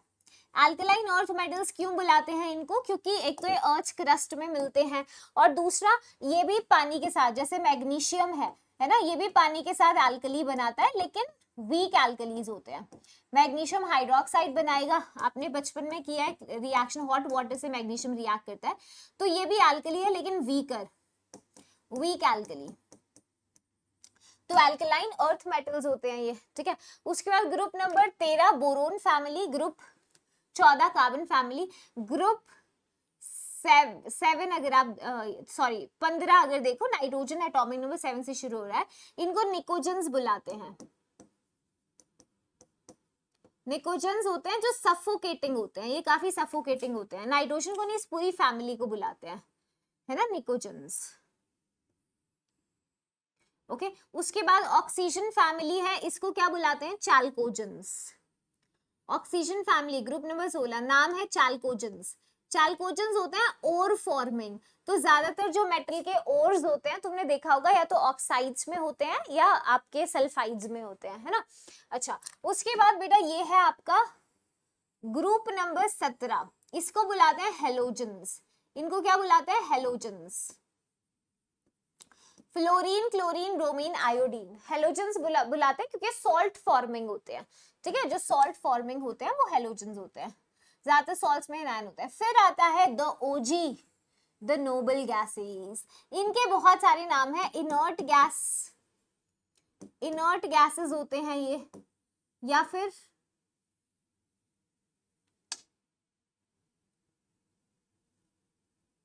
नोबल गैसेस, ठीक है। रेयर गैस क्योंकि इनकी जो कॉन्सेंट्रेशन है बहुत कम होती है अमाउंट, या फिर जीरो ग्रुप। जीरो ग्रुप तो हमने मेंडलीव से ही पढ़ा था। इनर्ट नोबल गैसेस भी बहुत कम रिएक्टिव होते हैं, है ना, तो नेग्लिजिबली रिएक्टिव होते हैं। तो ये बहुत बेसिक पॉइंट है जो क्लास 10th में ही पढ़ा देते हैं, तो एक बार हमने देख लिया 10th में क्योंकि ये था नहीं सिलेबस में। अच्छा यहाँ पे देखो जो आपके डी ब्लॉक एलिमेंट्स है इनको ट्रांजिशन एलिमेंट्स भी बुलाते हैं। डी ब्लॉक एलिमेंट्स को ट्रांजिशन एलिमेंट्स भी बुलाते हैं, ठीक है। ट्रांजिशन एलिमेंट्स की जो एक्चुअल डेफिनेशन है वो क्लास 12th में आपको पढ़ाई जाएगी। जिंक, कैडमियम, मर्करी ट्रांजिशन नहीं होते, they are not transition elements, zinc, cadmium, mercury, ठीक है। ये तो रेडियो एक्टिव है, जो जितने भी आपकी है ना पीरियड नंबर 7 में रेडियो एक्टिव एलिमेंट्स है, तो इनको हम इतना नहीं पढ़ते हैं। ओके तो यस ट्रांजिशन एलिमेंट्स वो होते हैं जिनकी जो डी सबशेल होती है वो इनकम्प्लीटली फिल्ड होती है, न्यूट्रल स्टेट में या आयोन में। ये अभी समझना छोड़ सकते हो तुम, आगे पढ़ेंगे हम इसे, ठीक है। और ये एफ ब्लॉक वाले इनर ट्रांजिशन है, ट्रांजिशन के भी अंदर ये स्टार्ट हो रहे हैं इनर ट्रांजिशन एलिमेंट्स। इतने पॉइंट्स क्लियर है, बताओ जल्दी। यस तो हमने देखा कि ग्रुप्स क्या है, पीरियड्स कितने हैं, क्या है, राइट। उसके बाद हमने देखा एल्कली मेटल्स, ये कॉमन नाम कुछ ग्रुप्स के, है ना। लेंथेनॉइड्स, एक्टिनॉइड्स कौन से ग्रुप कौन से पीरियड में आते हैं, ये इतनी इंफॉर्मेशन आपको होनी चाहिए about the modern periodic table. बहुत बेसिक से पॉइंट्स हैं जो मैंने आपको बताए हैं, हो सकता है ज्यादा पॉइंट्स आपको पता भी हैं। तो एक बात बताओ, एक एलिमेंट है जिसका एटॉमिक नंबर 120 है, अगर ये जब डिस्कवर होगा तो बताओ ये कौन से ग्रुप के अंदर आएगा, कौन सी फैमिली में आएगा। ये सवाल जेई मेंस 2019 का था, तो जेई मेंस का क्वेश्चन आप कर रहे हैं, बताओ। यस एवरीवन, एक एलिमेंट एटॉमिक नंबर 120 वाला है। अभी तक जो एलिमेंट्स आपने डिस्कवर किए हैं वो 118 हो चुके हैं, है ना। 118 एलिमेंट्स अभी तक हमारे पास है, और जो लास्ट एलिमेंट है बेटा वो एक नोबल गैस है। तो आपके हिसाब से क्या हो सकता है, बताओ। यस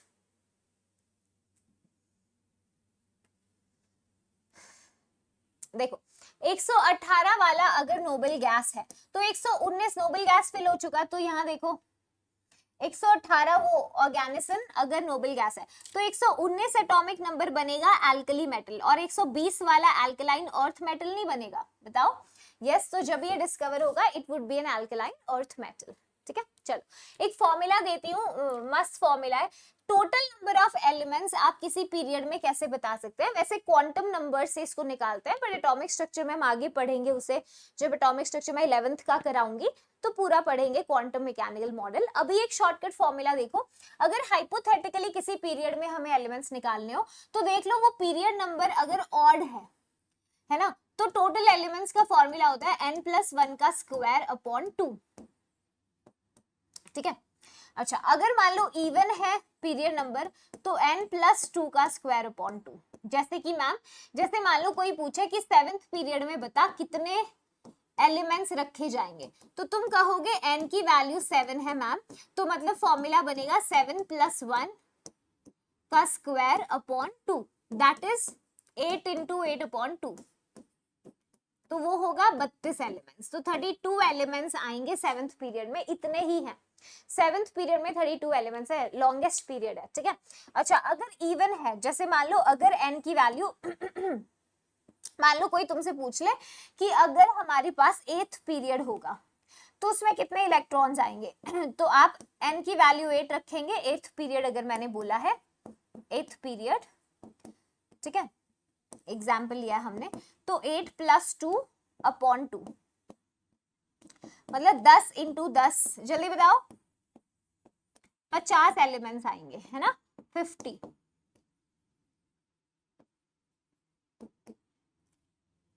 ठीक है, ओके।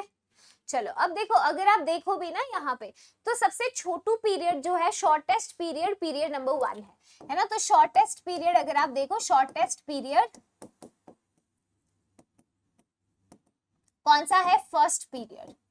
फर्स्ट पीरियड मेरा शॉर्टेस्ट है ना। उसके बाद देखो, अगर आप देखो 8 एलिमेंट्स यहाँ है, 8 यहाँ है ना, तो जो आपका सेकंड और थर्ड है ये शॉर्ट पीरियड है।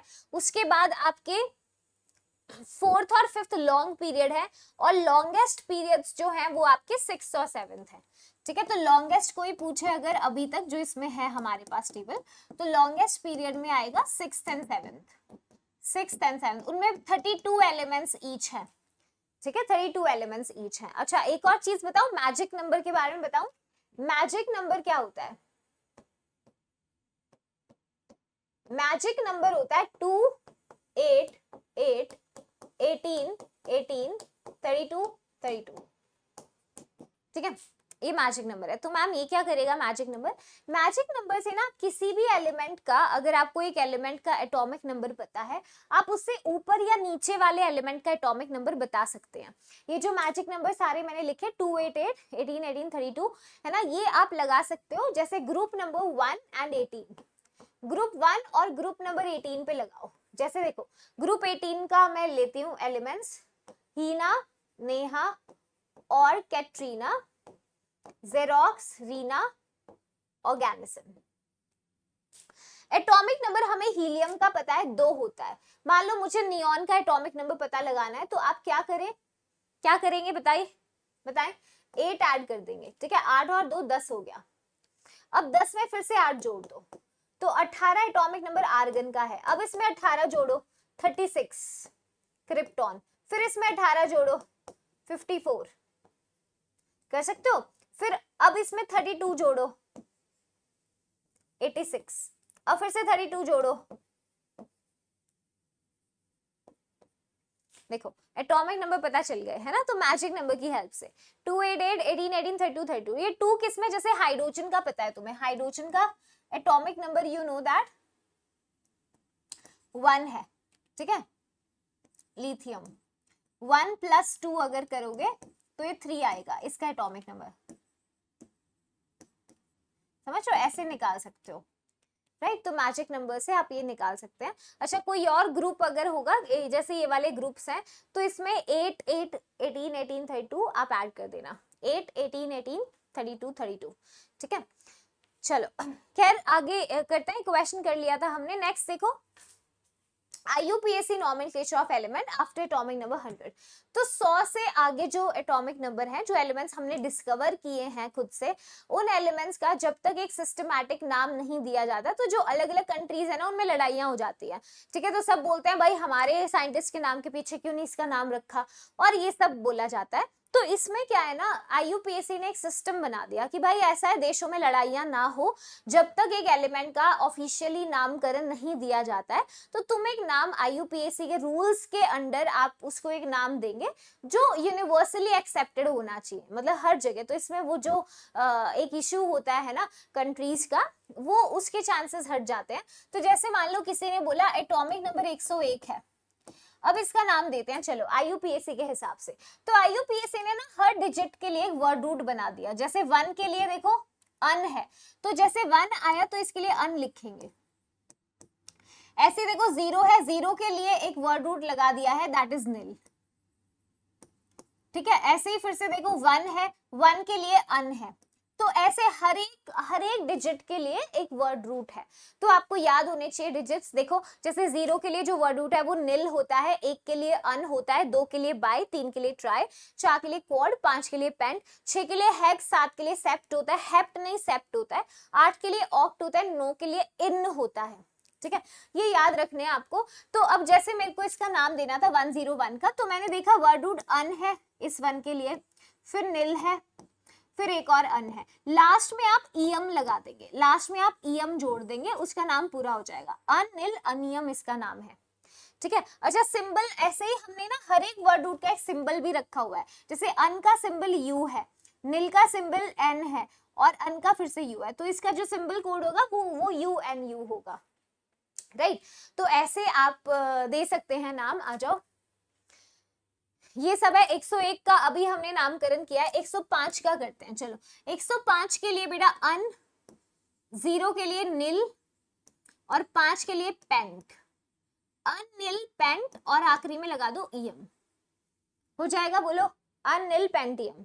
हाँ जी कर सकते हैं, ये हाइपोथेटिकल है, ऐसे इसको कुछ भी हाइपोथेटिकल दे सकता है तो आप कर सकते हैं, है ना। जैसे 2 के लिए बाय है, हमें पता है 2 के लिए बाय है, 1 के लिए अन है, तो बाय अन बाय ईएम, बाय अन बाय ईएम। ठीक है, तो एनसीईआरटी का टेबल दिखा रही हूँ, ये रहा, देखो ये सारे एलिमेंट्स हैं। अब इनमें बस आपको कुछ चीजें मैं बता रही हूँ, जब भी आपके सामने 2 आई आए तो एक आई को स्किप कर देना, है ना। 2 आई आने पे एक आई को स्किप कर देंगे, जैसे कि मान लो आपके सामने आया ये 103, 103 का नाम दिया अन निल ट्राई और ईएम का भी आई, तो एक आई को स्किप कर दो, है ना। तो 2 आई अगर आते हैं कभी तो एक आई को उड़ा देने का, ठीक है। अच्छा अब एक और एलिमेंट देखो 111, बेटा 111 अगर हम देखें तो ये इकलौता ऐसा एलिमेंट है, इसके नाम में ना एन 2 बार आता है, मतलब एन 2 बार, समझा नहीं मैम। जैसे देखो अगर मैं आपसे पूछूं कि 111 का नाम दो, तो आप क्या नाम देंगे इसका, आप कहेंगे मैम 1 के लिए अन आएगा, ठीक है, दूसरे 1 के लिए फिर से अन, दूसरे 1 के लिए फिर से अन, फिर ईएम, है ना। तो मैम नाम तो ये होना चाहिए, देखो अन अन अन ईएम, ये नाम होना चाहिए, बट अगर आप एनसीईआरटी में वो टेबल देखोगे ना तो इसमें एक एन एक्स्ट्रा आता है, ये रहा, ठीक है, ये एक एन एक्स्ट्रा है, इसकी मैं बात करी थी, यहाँ पे अगर आप देखते हो ना एक एन एक्स्ट्रा है, ठीक है। चलो अब आजकल ऐसा क्वेश्चन भी आने लगा, नीट में सबसे पहले पूछना स्टार्ट किया था बट अब सबने ही देना शुरू कर दिया कि जेई में भी पूछते हैं कि ये जो नाम है ना आईयूपीएससी नाम तो बच्चा कर देता है, उसका आईयूपीएससी ऑफिशियल नाम नहीं याद रहता, है ना। ऑफिशियल नाम क्या है भाई, ऐसे मैच द फॉलोइंग आते हैं, तो इसके लिए मैंने ट्रिक अटैच कर दी है। आ जाओ, मेंडलीवियम नोबल, यहाँ से सारे नोबेलियम लॉरेंशियम रदरफोर्डियम, इन सारे एलिमेंट्स को आप इस ऑर्डर में याद रखना। मेंडलीव नोबेल प्राइज लाया, रदरफोर्ड डूबा सी में, ठीक है। देखो मेंडलीव नोबेल प्राइज लाया, रदरफोर्ड डूबा सी में, ठीक है, इतना याद रखोगे। फिर आगे देखो बोरियम से बोहर हंसा, ठीक है, ये ध्यान रखना। बोहर हंसा में धर्म पर रोक क्यों नहीं, France Moscow live telecast organise करेंगे, ठीक है। ऐसे मतलब इसको एक बार पढ़ लेना, ज्यादा टाइम नहीं लगाएंगे but it's a trick to remember ये सारे एलिमेंट्स, मेंडलीवियम से लेके ऑर्गेनिज्म तक। 101 से 118 को याद कैसे करेंगे, कर सकते हो। सो इट्स अ ट्रिक, इसको एक बार गो थ्रू कर लेना नोट्स में। तो सारी ट्रिक्स मैंने साथ में ही दे दी हैं तुम्हें। किसकी ट्रिक है समझ गए, 101 से 118।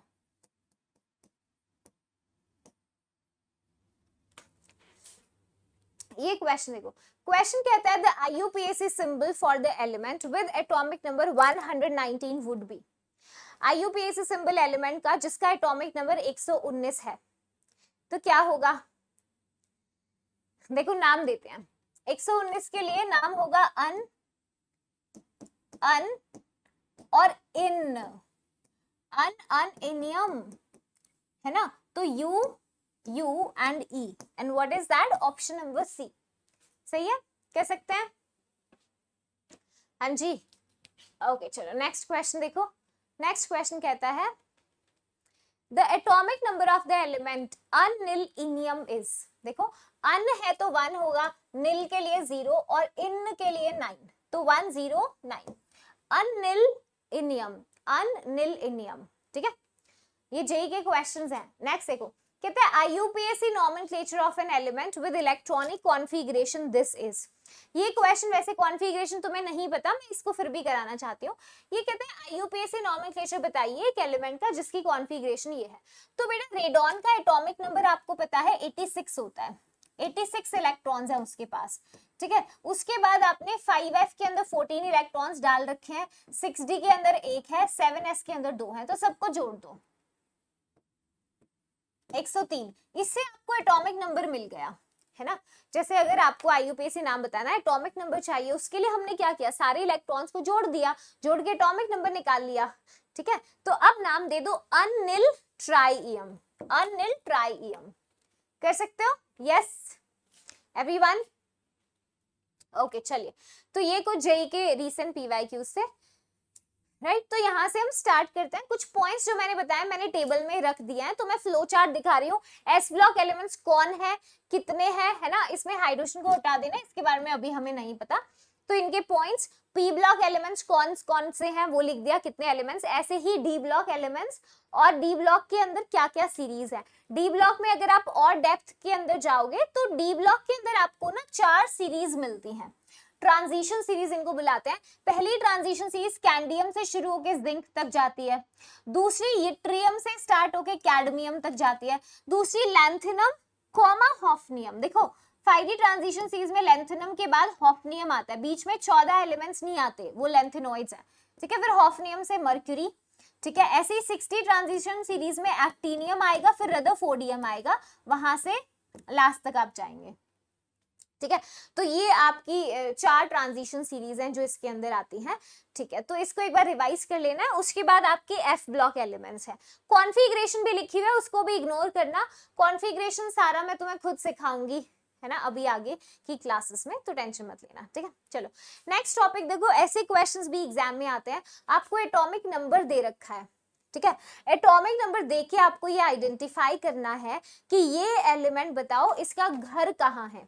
मतलब पीरियोडिक टेबल में आप इसका ग्रुप, ब्लॉक, पीरियड कैसे आइडेंटिफाई करेंगे। ठीक है, तो ये आपका क्या है, क्वेश्चन हो सकता है कि बताओ इस एलिमेंट का प्रिडिक्ट करो ग्रुप, पीरियड और ब्लॉक। कभी भी ऐसा सवाल आ जाए बेटा, तो हमेशा ये देखना कि कहीं वो एलिमेंट आपका ऐसा तो नहीं है लेंथेनॉइड या एक्टिनॉइड है ना। तो पहले लेंथेनॉइड के लिए चेक करेंगे। एटॉमिक नंबर 58 से 71 होगा तो वो लेंथेनॉइड है। ठीक है, और लेंथेनॉइड हम जानते हैं छठे पीरियड और 3rd ग्रुप के अंदर होते हैं और एफ ब्लॉक में, तो हमारी किस्मत चमक गई। फिर हम देखेंगे, चलो हो सकता है वो उसका एटॉमिक नंबर ये ना हो, तो हम देखेंगे कहीं वो एक्टिनॉइड है क्या। 90 से 103 है अगर एटॉमिक नंबर, तो वो एक्टिनॉइड है, 7th पीरियड है, एफ ब्लॉक है, ग्रुप नंबर 3 है। मान लो ये भी नहीं है, तो हम और किस्मत चमकाएंगे। हम देखेंगे कहीं उसका एटॉमिक नंबर 104 से लेके 118 के बीच में तो नहीं है। क्यों? क्योंकि ये सारे एलिमेंट्स एक तो 7th पीरियड में आएंगे, ये सारे कहाँ होंगे, 7th पीरियड में होंगे, और दूसरा इनका ग्रुप नंबर आखिरी के 2 डिजिट से निकल जाएगा। ग्रुप नंबर देखो आखिरी के 2 डिजिट्स, जैसे कि 105 एटॉमिक नंबर का ग्रुप होगा 5th ग्रुप, है ना। तो ये मस्त चीज है। अच्छा, ब्लॉक कैसे बताएंगे? ब्लॉक आप ग्रुप नंबर से बता सकते हो।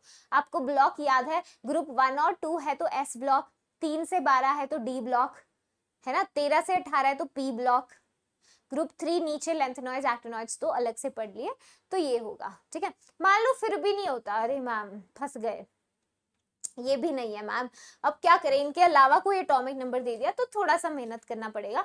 तो हम क्या करेंगे, ग्रुप नंबर निकालेंगे, 18 में Z जोड़ेंगे, Z is the atomic number उस एलिमेंट का, ठीक है, minus atomic number of next noble gas. मतलब ये तो कॉम्प्लिकेटेड कर दिया मैम ने। जैसे एग्जाम्पल लेते हैं, एटॉमिक नंबर है 57, हमें पता लगाना है कि ग्रुप नंबर क्या है, तो हम क्या करेंगे, हम 18 लेंगे, 18 में 57 जोड़ेंगे। ठीक है, और इससे आगे आने वाली नोबल गैस का एटॉमिक नंबर घटा देंगे। आगे आने वाली नोबल गैस मतलब, जैसे देखो नोबल गैस तुम्हें पता है, हीना, नेहा और कैटरीना, जेरोक्स रीना। ठीक है, तो अगर आप ध्यान से देखो ये हीलियम,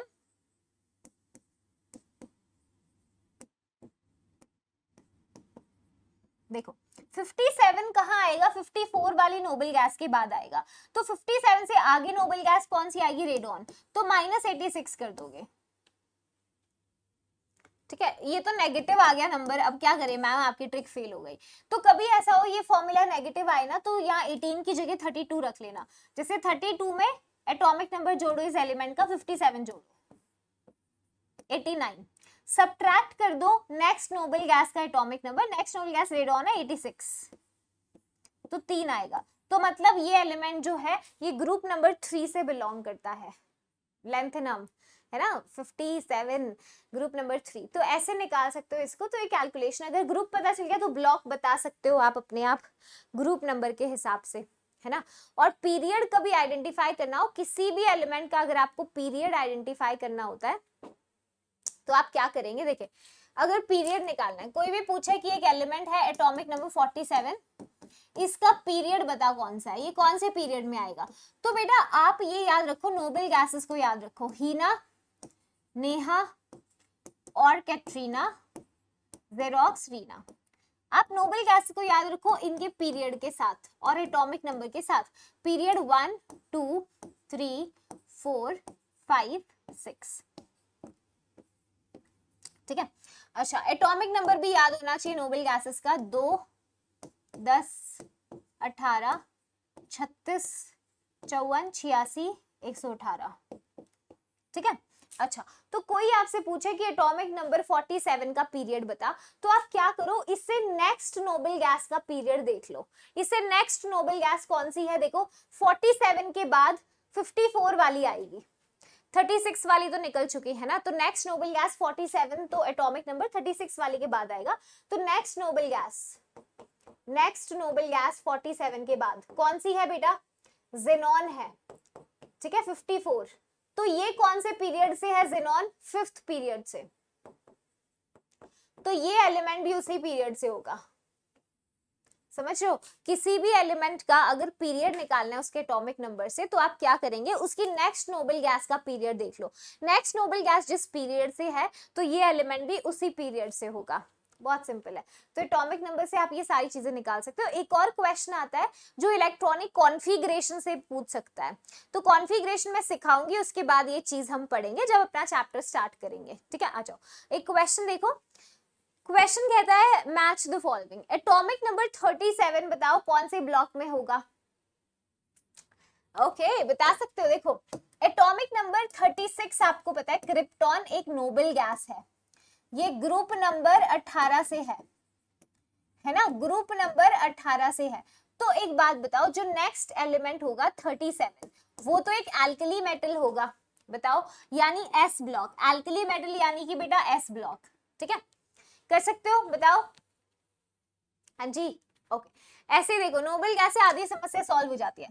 जेनॉन 54 एक नोबल गैस है, तो 54 से पीछे जो एलिमेंट होगा 53 वो एक हेलोजन होगा, उससे पीछे एक एलिमेंट होगा 52 वो क्या होगा, ग्रुप नंबर 16 से होगा। तो 52 वाला क्या है, अगर ग्रुप 16 है तो पी ब्लॉक के अंदर लाई करेगा, बता सकते हैं, बताइए, बोलो यस। चलो अब 65 देखो, 65 एटॉमिक नंबर 57 के बाद 58 से 71 तक लेंथेनॉइड्स होते हैं, एफ ब्लॉक में आते हैं, तो ये एफ ब्लॉक होगा, बताओ यस। 78 जो है ये डी ब्लॉक के अंदर लाई करेगा। ठीक है, बता सकते हो, क्वेश्चन कब पूछा हुआ है, जेईई मेंस 2023 के अंदर ये क्वेश्चन आया है। तो यहाँ पे हमारा जो स्ट्रक्चरल पार्ट है मॉडर्न पीरियोडिक टेबल का वो खत्म होता है। इसके बाद जो चीजें हम यहाँ से करेंगे that is going to be the periodic properties. ठीक है, पीरियोडिक प्रॉपर्टीज को हम स्टडी करेंगे और किसी भी पीरियोडिक प्रॉपर्टी को हम स्टार्ट हमेशा रेडियस से करते हैं। ठीक है, तो सबसे पहली प्रॉपर्टी देखो एटॉमिक रेडियस है।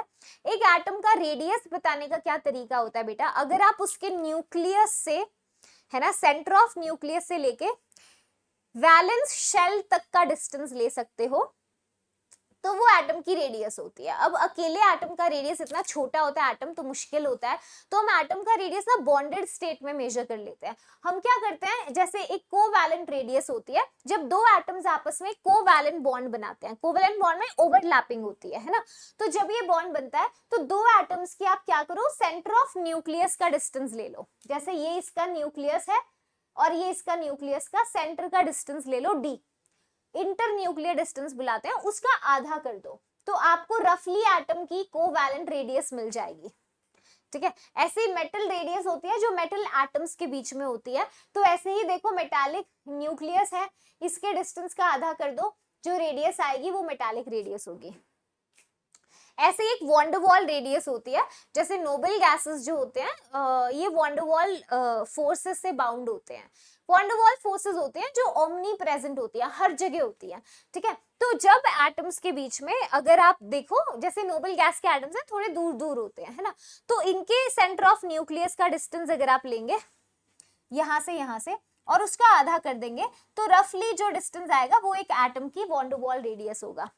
तो इस तरीके से हम रेडियस निकालते हैं बेस्ड ऑन आप किसकी एक्चुअली कैलकुलेट करें, कोवेलेंट बॉन्ड की, मेटल एटम्स की, या वॉन्डरवॉल, है ना। तो अगर कंपैरिजन करें तो वॉन्डरवॉल रेडियस सबसे बड़ा होता है इन सब में, सबसे छोटा कोवेलेंट रेडियस है, metallic is just in between both. ठीक है, तो ये तो बेसिक अंडरस्टैंडिंग थी। अब किसी भी पीरियोडिक प्रॉपर्टी को स्टार्ट करने से पहले आपको एक टर्म समझना होगा, that is effective nuclear charge. ठीक है, रेडी हो? यस। अच्छा देखो, थोड़ा सा कुछ चीजें मुश्किल लगेगी, क्या हो रहा है मैम, क्योंकि ये चैप्टर 10वीं में था पहले, अब नहीं है। थोड़ा सा फोकस करके पढ़ना है ना, ध्यान लगा के रखना, समझ आ जाएंगी चीजें। इसके बाद आपको बहुत आराम से सारी चीजें हो जाएंगी। क्लास 11th का जब चैप्टर पढ़ोगे, है ना, तो बहुत आसान लगेगा सब कुछ। यहाँ से जो टॉपिक स्टार्ट हो रहा है बेटा, ये एक्सट्रीमली इंपॉर्टेंट है, तो प्लीज ध्यान दीजिएगा। सो इफेक्टिव न्यूक्लियर चार्ज एक बार समझ लो। अगर ये समझ आ गया ना, तो सारी पीरियोडिक प्रॉपर्टीज समझ आ जाएंगी। तो प्लीज पे अटेंशन। देखो, इफेक्टिव न्यूक्लियर चार्ज से पहले अंडरस्टैंड न्यूक्लियर चार्ज क्या होता है। न्यूक्लियर चार्ज का सिंपल मतलब है न्यूक्लियस का चार्ज, है ना, नाम से ही पता चल रहा है न्यूक्लियस का क्या भी चार्ज, जो भी चार्ज है। और न्यूक्लियस पे चार्ज किस वजह से होता है, तुम बताओ। न्यूट्रॉन्स पे तो चार्ज होता नहीं है ना, न्यूक्लियस का चार्ज होता है प्रोटॉन्स की वजह से। तो nuclear charge is nothing but number of protons in the nucleus. कितने प्रोटॉन्स होते हैं किसी एटम के न्यूक्लियस में, उसका न्यूक्लियर चार्ज उतना ही होता है। जैसे 10 प्रोटॉन है तो न्यूक्लियर चार्ज 10 होगा, है ना, लाइक दैट। और न्यूक्लियस, तुम्हें पता है, एटम के सारे अपने इलेक्ट्रॉन्स को न्यूक्लियस हमेशा अट्रैक्ट करके रखता है, यस और नो। तो न्यूक्लियस का पुल जो है, फोर्स ऑफ अट्रैक्शन, वो अपने सारे इलेक्ट्रॉन्स पे हमेशा लगता है, और वही न्यूक्लियर चार्ज है एक तरह से, है ना। न्यूक्लियस के अंदर कितने प्रोटॉन्स हैं और वो प्रोटॉन्स कितना अट्रैक्शन इलेक्ट्रॉन्स पे लगाते हैं। जब हम डिफाइन करते हैं बेटा इफेक्टिव न्यूक्लियर चार्ज, जिसको शॉर्ट में Z इफेक्टिव ऐसे भी लिखते हैं, जैसे न्यूक्लियर चार्ज कैपिटल Z से लिख दिया हमने, तो effective nuclear charge Z effective होता है। ये होता है कि अगर न्यूक्लियस है तो न्यूक्लियस का कितना फोर्स ऑफ अट्रैक्शन आखिरी इलेक्ट्रॉन पे लग रहा है। समझो, देखो ये न्यूक्लियस है, तो न्यूक्लियस का कितना अट्रैक्शन आखिरी इलेक्ट्रॉन तक पहुंचता है, वो इफेक्टिव न्यूक्लियर चार्ज समझ लो। तो मैम इसमें क्या फर्क है, तो सेम बात है, सेम नहीं है। देखो क्या होता है ना, अगर आखिरी इलेक्ट्रॉन वैलेंस इलेक्ट्रॉन के रिस्पेक्ट में, वैलेंस इलेक्ट्रॉन है, ठीक है, तो वैलेंस इलेक्ट्रॉन तक हमारे न्यूक्लियस का कितना फोर्स ऑफ अट्रैक्शन पहुंचा, वो देखने के लिए तुम ये समझो, अंदर जो इलेक्ट्रॉन्स होते हैं वो बाहर वाले इलेक्ट्रॉन्स को बेटा शील्ड करते हैं, यस और नो। यस, अंदर जो इलेक्ट्रॉन्स हैं वो बाहर वाले इलेक्ट्रॉन्स को शील्ड करके रखते हैं। वो क्या करते हैं, न्यूक्लियस का पूरा फोर्स ऑफ अट्रैक्शन आखिरी इलेक्ट्रॉन तक पहुंचने नहीं देते। समझ रहे हो, क्योंकि ये जो अंदर के इलेक्ट्रॉन्स है ना, ये एक शील्ड का काम करते हैं।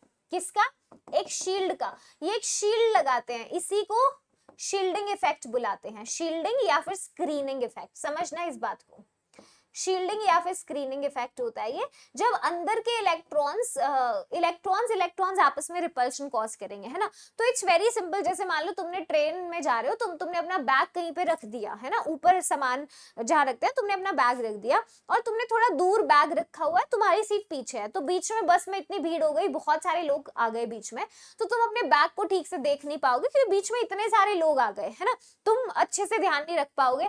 तो यहाँ पे क्या है, न्यूक्लियस का कितना अट्रैक्शन जो है वो वैलेंस इलेक्ट्रॉन तक पहुंच रहा है, वो इफेक्टिव न्यूक्लियर चार्ज है। तो effective nuclear charge actual nuclear charge से हमेशा कम होता है, क्योंकि अंदर के इलेक्ट्रॉन्स बेटा शील्ड करेंगे, अंदर के इलेक्ट्रॉन्स न्यूक्लियस का पूरा अट्रैक्टिव फोर्स यहां तक नहीं पहुंचने देंगे।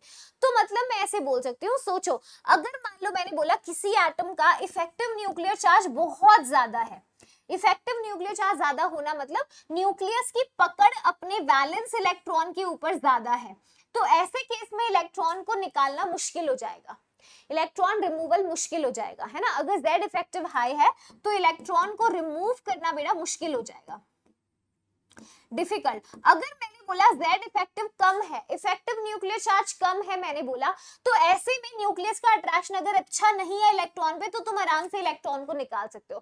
तो Z इफेक्टिव कम होना मतलब इफेक्टिव न्यूक्लियर चार्ज कम मतलब इलेक्ट्रॉन निकालना आसान है ना। तो ये चीज समझ के रखना। तो इससे क्या फर्क पड़ता है, ये देखो जो एक्चुअल आपका Z इफेक्टिव होता है ना, मैथमेटिकली पता है किसके बराबर है, टोटल कितना अट्रैक्टिव फोर्स न्यूक्लियस का होना चाहिए था इस वैलेंस इलेक्ट्रॉन पे, माइनस सिग्मा। सिग्मा क्या होता है, ये शील्डिंग इफेक्ट होता है, ये जो अंदर के इलेक्ट्रॉन शील्ड लगाते हैं इसका शील्डिंग इफेक्ट होता है। तो effective nuclear charges actual attractive force minus जो नेट थोड़ा रिपल्सिव कांटेक्ट ये करते हैं अंदर के इलेक्ट्रॉन्स, ठीक है। तो ये मैथमेटिकली खैर हम बाद में ज्यादा पढ़ेंगे, अभी बस थोड़ा सा समझाना था, इतना काफी है आपके लिए, राइट। अच्छा एक और चीज ध्यान रखना, हम पीरियोडिक टेबल में मान के चलेंगे कि लेफ्ट टू राइट जाने पे इफेक्टिव न्यूक्लियर चार्ज बढ़ता है और टॉप टू बॉटम कांस्टेंट रहता है। अभी जितने इफेक्ट्स मैं तुम्हें पढ़ाऊंगी ना उसके लिए तुम्हें बस एक ही बात ध्यान में रखनी है कि left to right effective nuclear charge increase करेगा, top to bottom it is going to stay constant, ठीक है, ध्यान रखना। आ जाओ चलो इफेक्टिव न्यूक्लियर चार्ज को समझते हुए अब हम लोग क्या करेंगे, एटम की रेडियस को पढ़ेंगे कि एटॉमिक रेडियस का ट्रेंड क्या होता है मॉडर्न पीरियोडिक टेबल में, लेफ्ट टू राइट और टॉप टू बॉटम, ये हमें पढ़ना है, ठीक है। तो एक बात समझो बेटा, एटम की रेडियस जैसे ही हम लेफ्ट टू राइट में पढ़ा रही हूँ, लिथियम से फ्लोरीन तक गए हम, ग्रुप नंबर 17 तक मैं पढ़ा रही हूँ अभी, ठीक है। जैसे left to right across a period आप जाते हो तो क्या होता है ना, नंबर ऑफ शेल्स सेम रहती है, नंबर ऑफ शेल्स एटम के अंदर ना सेम रहती है, ठीक है। जैसे इन सब के अंदर ये सारे सेकंड पीरियड एलिमेंट है, तो इन सब के अंदर ना दो ही शेल्स हैं, सबके अंदर दो शेल्स हैं, हर बार इलेक्ट्रॉन सेम शेल में एंटर करता है, ठीक है। बट बढ़ता क्या है, इफेक्टिव न्यूक्लियर चार्ज बढ़ता रहता है। तो लेफ्ट टू राइट जैसे जाते हैं इफेक्टिव न्यूक्लियर चार्ज बढ़ता है। जैसे देखो लिथियम के न्यूक्लियस में 3 प्रोटॉन्स हैं जो वैलेंस इलेक्ट्रॉन को अट्रैक्ट कर रहे हैं, 3 प्रोटॉन सिर्फ, ठीक है। जबकि फ्लोरीन के न्यूक्लियस के पास आप देखोगे 9 प्रोटॉन्स हैं, फ्लोरीन के न्यूक्लियस के अंदर बेटा 9 प्रोटॉन्स हैं जो इलेक्ट्रॉन वैलेंस इलेक्ट्रॉन्स को खींच रहे होंगे। तो effective nuclear charge left to right बढ़ने की वजह से जो ओवरऑल एटम का साइज है ना वो कम हो जाता है। तो general trend left to right ये है कि एटॉमिक साइज डिक्रीज कर जाता है, ठीक है। अच्छा अगर टॉप टू बॉटम तुमसे मैं पूछूं, टॉप टू बॉटम क्या होता है, देखो ऊपर से नीचे जैसे ही हम लोग जाते हैं तो टॉप टू बॉटम बेटा जैसे लिथियम है तो नंबर ऑफ शेल्स ना इंक्रीज करती हैं, टॉप टू बॉटम जाने पे शेल सेम नहीं होती, पीरियड चेंज होता है, हर पीरियड इंक्रीज में शेल बढ़ती रहती है। जैसे लिथियम सेकंड पीरियड में है 2 ही शेल्स हैं इसके पास, सोडियम के पास 3 शेल्स होती हैं, ठीक है, पोटेशियम 4 शेल्स हैं, रुबिडियम 5, सीजियम के पास 6 शेल्स हैं। तो सोचो शेल बढ़ गई, सीजियम में देखो 1 2 3 4 5 6 नंबर ऑफ शेल्स इतनी, और लिथियम में तो सिर्फ केवल 2 ही शेल्स थी। तो आप खुद ही सोचो न्यूक्लियस से इलेक्ट्रॉन कितनी भी दूर गया है ना। इफेक्टिव न्यूक्लियर चार्ज जो भी है वैसे कांस्टेंट ही रहता है, Z इफेक्टिव ऑलमोस्ट। जो फर्क पड़ा है ना वो ये है शेल्स बढ़ने की वजह से साइज बढ़ गया है, तो एटम का साइज मेरा टॉप टू बॉटम इंक्रीज करता है, ठीक है। तो ये बात आपको ध्यान रखनी है, लेफ्ट टू राइट जाने पे एटम का साइज जनरली ग्रुप नंबर 17 तक घटता है और टॉप टू बॉटम इंक्रीज करता है, ठीक है। Okay, general trend. एक्सेप्शन हमेशा रहेंगी पूरी केमिस्ट्री के अंदर, इसकी आदत डाल दो। तो एक्सेप्शन देखो, अगर आप लेफ्ट टू राइट जाते हैं तो ग्रुप नंबर 17 तक एटॉमिक साइज कम होता है। 17 से 18 जैसे ही आप जाते हो नोबल गैसेस में, नोबल गैसेस के अंदर वॉन्डरवॉल रेडियस मेजर करते हैं, और अभी मैंने बताया था वॉन्डरवॉल रेडियस ज्यादा होती है कोवैलेंट रेडियस से, तो इनका साइज थोड़ा बड़ा होता है, अपने पीरियड में लार्जेस्ट होते हैं, ठीक है। अच्छा, और एक्सेप्शन देखो, टॉप टू बॉटम के लिए एक्सेप्शन है ग्रुप नंबर 13, बहुत इंपॉर्टेंट रहेगा ये ग्रुप, ठीक है। एग्जाम में हर साल यहाँ से इस ग्रुप से एक सवाल तो कहीं ना कहीं डाल देते हैं। ग्रुप नंबर 13 वेरी इंपॉर्टेंट बेटा।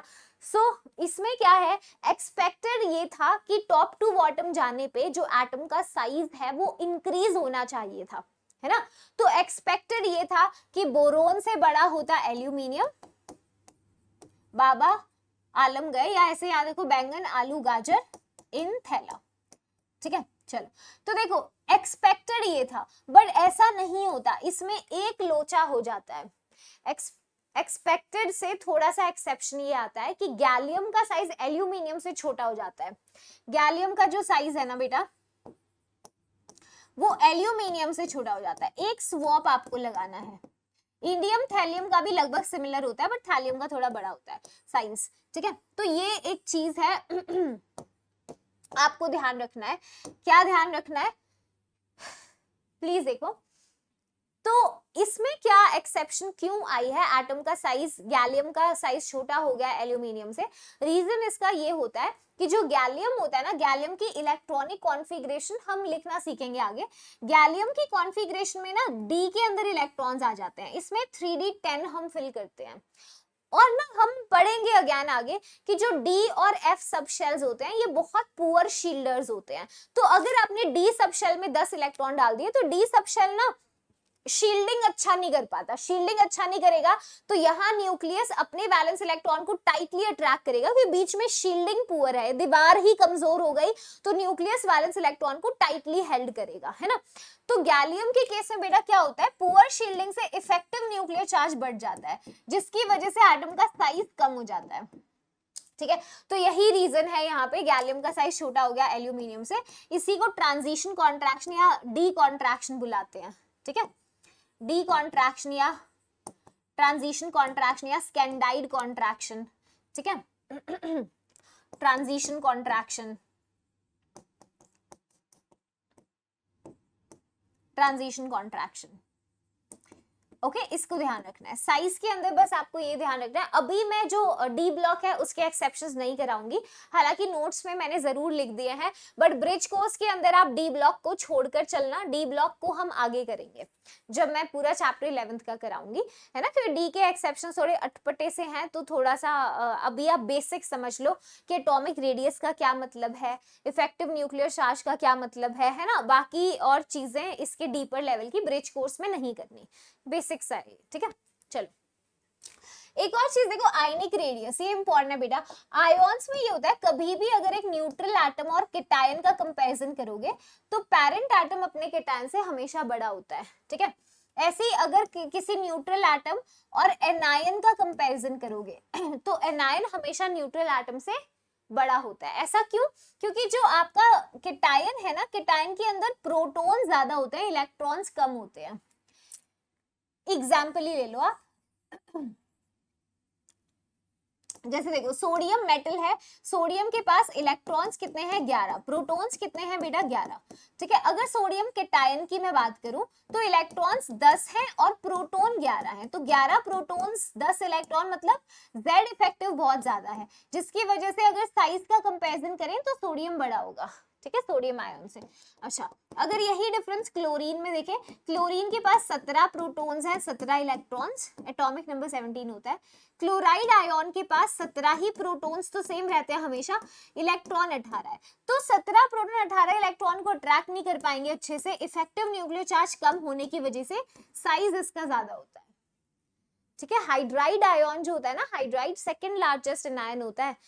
H नेगेटिव को अगर आप देखोगे तो उसमें इतना डिफरेंस होता है, एक प्रोटॉन के लिए 2 इलेक्ट्रॉन होते हैं, डबल काम होता है, तो उसमें इतना मतलब इतना एक्सपेंशन हो जाता है साइज में कि it become second largest anion, ठीक है। ब्रोमाइड की टक्कर का हो जाता है, ब्रोमाइड के आसपास आ जाता है।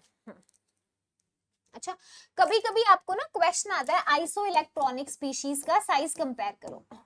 आइसो इलेक्ट्रॉनिक होते हैं जिनके पास सेम नंबर ऑफ इलेक्ट्रॉन्स होते हैं। ठीक है, आइसो इलेक्ट्रॉनिक स्पीशीज का अगर कभी साइज का कंपैरिजन आता है आपके पास, तो आप क्या देखेंगे, बस इतना ध्यान रखना कि जितना ज्यादा नेगेटिव चार्ज उतना बड़ा साइज। जैसे देखो nitride N3 negative, O2 negative, F negative, ठीक है, नियॉन, ठीक है, सोडियम केटायन Mg2+, Al3+। तो आइसो इलेक्ट्रॉनिक स्पीशीज में देखना जितना नेगेटिव चार्ज उतना साइज ज्यादा, जितना पॉजिटिव चार्ज उतना साइज कम। ध्यान रखोगे इस बात को, बोलो यस। चलो एक क्वेश्चन का आंसर करो, जेई का ही सवाल है, 2022 के बाद 23 में पूछा था। कहता increasing order of ionic radii, ionic radii का इंक्रीजिंग ऑर्डर, अभी मैंने बताया जितना नेगेटिव चार्ज ज्यादा उतना बड़ा साइज आइसो इलेक्ट्रॉनिक स्पीशीज में, और जितना पॉजिटिव चार्ज ज्यादा उतना छोटा साइज। तो आप ध्यान से देखो, ऑप्शन ए करेक्ट होगा। कर सकते हैं, कमेंट करते रहना सेशन में, यस। चलो नेक्स्ट देखो, ये जेई मेन 2022 का क्वेश्चन है। क्वेश्चन कहता है स्टेटमेंट 1, क्लोरीन मॉलिक्यूल के अंदर जो कोवैलेंट रेडियस है that is double the atomic radius of chlorine. बोलो क्लोरीन मॉलिक्यूल में क्या कोवैलेंट रेडियस एटॉमिक रेडियस की डबल है? नहीं। क्लोरीन मॉलिक्यूल में अगर हम क्लोरीन मॉलिक्यूल के इंटरन्यूक्लियर डिस्टेंस का आधा करेंगे, उसके बराबर होगा उसका रेडियस, है ना। तो स्टेटमेंट 1 गलत है। स्टेटमेंट 2 कहता है रेडियस एनायनिक स्पीशीज हमेशा ज्यादा होती है पेरेंट एटम से, ये ट्रू है, अभी पढ़ा है। तो statement 1 is false, statement 2 is true. कर सकते हैं, D is the correct answer. Okay, आ जाओ नेक्स्ट प्रॉपर्टी पे चलते हैं बेटा, आयोनाइजेशन एनर्जी। तो एक पीरियोडिक प्रॉपर्टी हमने कर ली, that was atomic size. The next is ionisation energy. तो प्लीज ध्यान दीजिएगा, आयोनाइजेशन एनर्जी क्या होता है? आयोनाइजेशन एनर्जी होती है हमें अगर किसी एटम के, अब एटम कैसा हो, एटम गैसियस स्टेट में होना चाहिए, एटम आइसोलेटेड होना चाहिए। दो बातें सुन लो, अगर कभी कोई एटम आइसोलेटेड यानी अकेला है, मतलब उसके आसपास कोई और एटम नहीं है, वो बॉन्डेड नहीं है बेसिकली, ठीक है। अगर आइसोलेटेड एटम है और उस एटम को अगर हम गैसियस स्टेट में ले, तो ऐसे आइसोलेटेड गैसियस एटम से अगर उसका हमें आखिरी इलेक्ट्रॉन निकालना है, जो मोस्ट लूजली बाउंड इलेक्ट्रॉन होता है, जिसको वैलेंस इलेक्ट्रॉन भी बुलाते हैं, तो उसको निकालने के लिए कितनी एनर्जी हमें एटम को देनी पड़ेगी, वही आयोनाइजेशन एनर्जी है। क्या मतलब मैम? मतलब फिर से सुनो, देखो एक एटम को अगर हम ले आइसोलेटेड स्टेट में, जो वो अकेला है, किसी की विसिनिटी में नहीं है, आइसोलेटेड और गैसियस, क्योंकि गैसियस स्टेट में एटम्स दूर दूर होते हैं, है ना, एक दूसरे की विसिनिटी से अलग। तो इस स्टेट में इस मोस्ट लूजली बाउंड इलेक्ट्रॉन को अगर मुझे निकालना है बाहर, तो कितनी एनर्जी खर्च करनी पड़ेगी, वही आयनाइजेशन एनर्जी होता है। आयनाइजेशन एनर्जी हमेशा एक एंडोथर्मिक प्रोसेस होता है, हमें एनर्जी देनी पड़ती है, सप्लाई करनी पड़ती है बाहर से। तो वही लिखा है, देखो amount of energy required to remove the valence electron to form isolated gases from isolated gases atom to form a cation, वो आयनाइजेशन एनर्जी है। समझ गए? तो अब एक बात का जवाब दो, एक बात का जवाब दो, अगर मैं इसका ट्रेंड तुम्हें समझाऊं। देखो अगर हम लेफ्ट टू राइट इसको समझे, पीरियोडिक टेबल में आ जाओ। देखो लेफ्ट टू राइट जब हम पीरियोडिक टेबल में जाते हैं, तो हमने अभी पढ़ा था कि जो आपकी शेल्स होती हैं वो सेम रहती हैं, number of shells remain same, ठीक है। इफेक्टिव न्यूक्लियर चार्ज बढ़ता है, तो अगर इफेक्टिव न्यूक्लियर चार्ज बढ़ गया लेफ्ट टू राइट, तो मतलब वैलेंस इलेक्ट्रॉन न्यूक्लियस की गिरफ्त में आ चुका है बहुत तेज से, है ना। इफेक्टिव न्यूक्लियर चार्ज बढ़ना मतलब न्यूक्लियस ने अपना अट्रैक्शन वैलेंस इलेक्ट्रॉन पे बढ़ा दिया, तो ऐसे में इलेक्ट्रॉन को निकालने के लिए तो बहुत एनर्जी लगेगी, तो आयनाइजेशन एनर्जी इंक्रीज होती है। तो left to right generally ionisation energy बढ़ता है, ठीक है। अच्छा टॉप टू बॉटम बेटा हमने पढ़ा था नंबर ऑफ शेल्स इंक्रीज करते थे, है ना, Z इफेक्टिव कांस्टेंट ही है लगभग, तो इतना ज्यादा न्यूक्लियस से इलेक्ट्रॉन दूर चला जाता है शेल्स बढ़ने से कि आयनाइजेशन एनर्जी बहुत कम होती है। जैसे सीजियम है ना, जो सीजियम बहुत कम आयनाइजेशन एनर्जी का एलिमेंट है, इसीलिए उसे फोटोवोल्टाइक सेल्स में यूज भी करते हैं, राइट। तो ये जनरल ट्रेंड है आयनाइजेशन एनर्जी का। अच्छा, एक बात ध्यान रखो, पहली आयनाइजेशन एनर्जी हमेशा बेटा, अगर मैं कंपेयर करूं, जैसे एक इलेक्ट्रॉन निकाला पहला, M+ बन गया, ये फर्स्ट आयनाइजेशन एनर्जी थी। अब मान लो M+ में से ये जो आयन है मोनोवैलेंट केटायन में से अगर मैं एक और इलेक्ट्रॉन निकालना चाहूं तो सेकेंड आयनाइजेशन एनर्जी लगेगी। फिर मान लो इस डाइवैलेंट केटायन में से एक और इलेक्ट्रॉन निकालना चाहूं तो थर्ड आयनाइजेशन एनर्जी लगेगी। तो जो सक्सेसिव आयनाइजेशन एनर्जी की वैल्यू होती है हमेशा बढ़ती रहती है। पहले इलेक्ट्रॉन को निकालने में जितनी एनर्जी लगती है अगले इलेक्ट्रॉन को निकालने में उससे ज्यादा ही लगेगी हमेशा, क्योंकि हर इलेक्ट्रॉन निकालने के साथ साथ इफेक्टिव न्यूक्लियर चार्ज बढ़ता जाता है।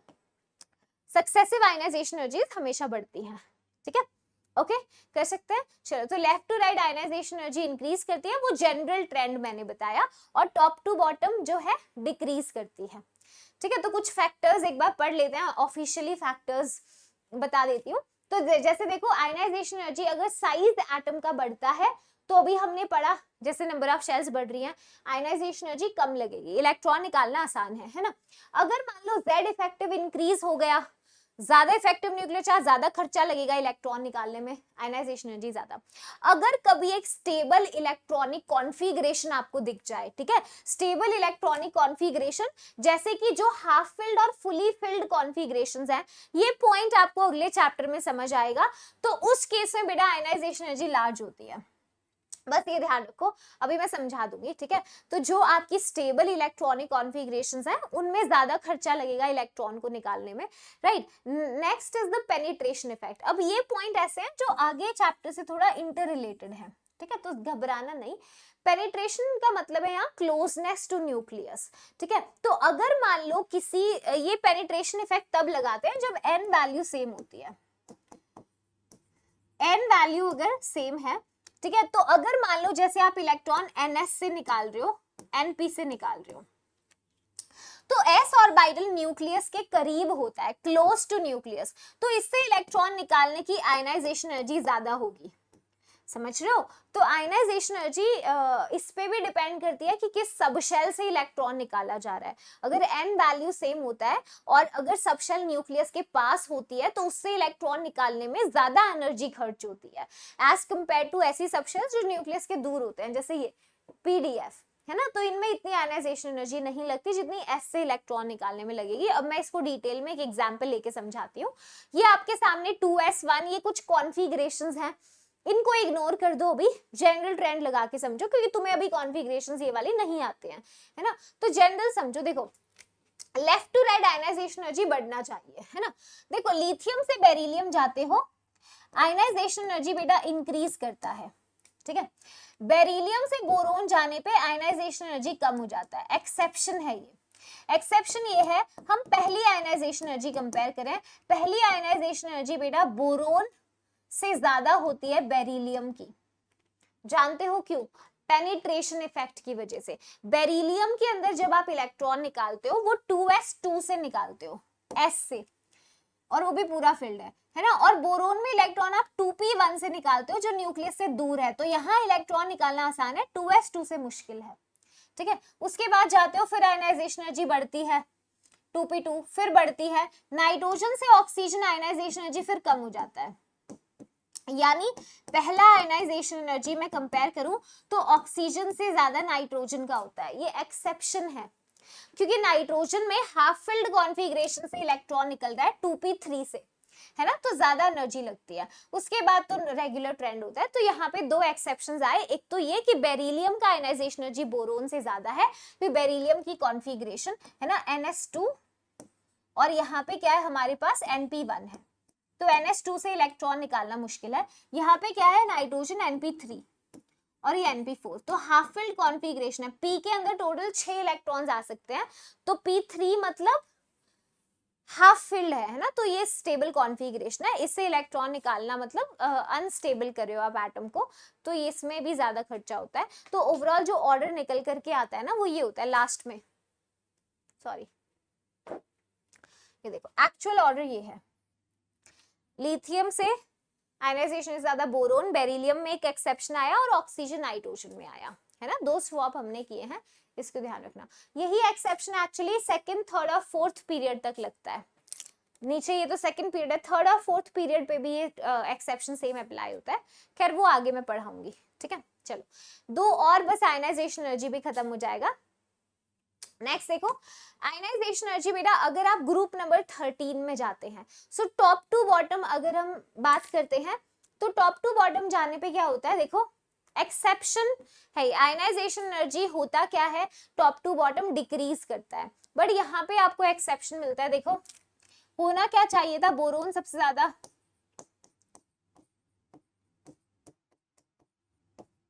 है ना, एक्सपेक्टेड ये थी, पर होता क्या है, बोरोन की तो सबसे ज्यादा है लेकिन सेकंड हाईएस्ट थैलियम की हो जाती है, ठीक है। उसके बाद गैलियम, ठीक है, फिर एल्यूमिनियम और फिर इंडियम। इसको याद रखना, बात गई या बीत गई,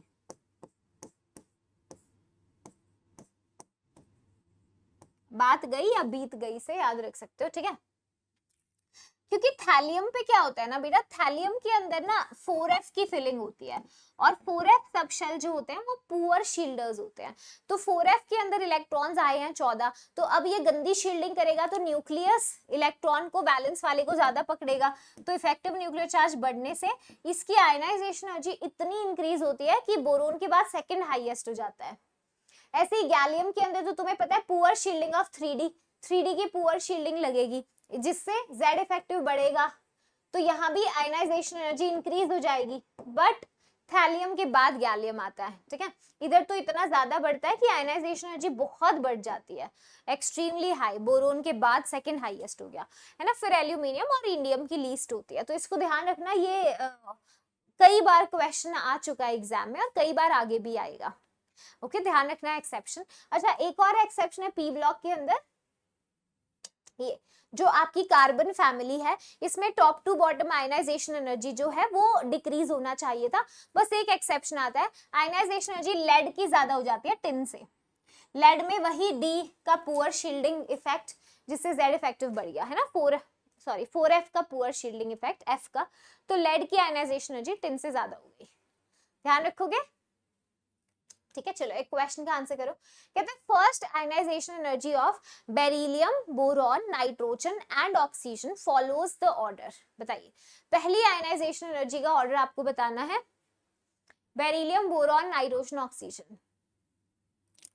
यस अभी मैंने बताया था बेरिलियम से बोरोन जाते हैं तो इंक्रीज होना चाहिए था आयनाइजेशन एनर्जी, होता नहीं है, बेरिलियम का ज्यादा होता है बोरोन से, पेनिट्रेशन इफेक्ट। नाइट्रोजन से ऑक्सीजन का ज्यादा होना चाहिए था, बट एक्सेप्शन है, नाइट्रोजन का ज्यादा होता है ऑक्सीजन से, हाफ फिल्ड कॉन्फ़िगरेशन, तो सबसे ज्यादा नाइट्रोजन होगा, है ना, डी आंसर है, देख के पता चला, सबसे कम बोरोन, कह सकते हो, यस।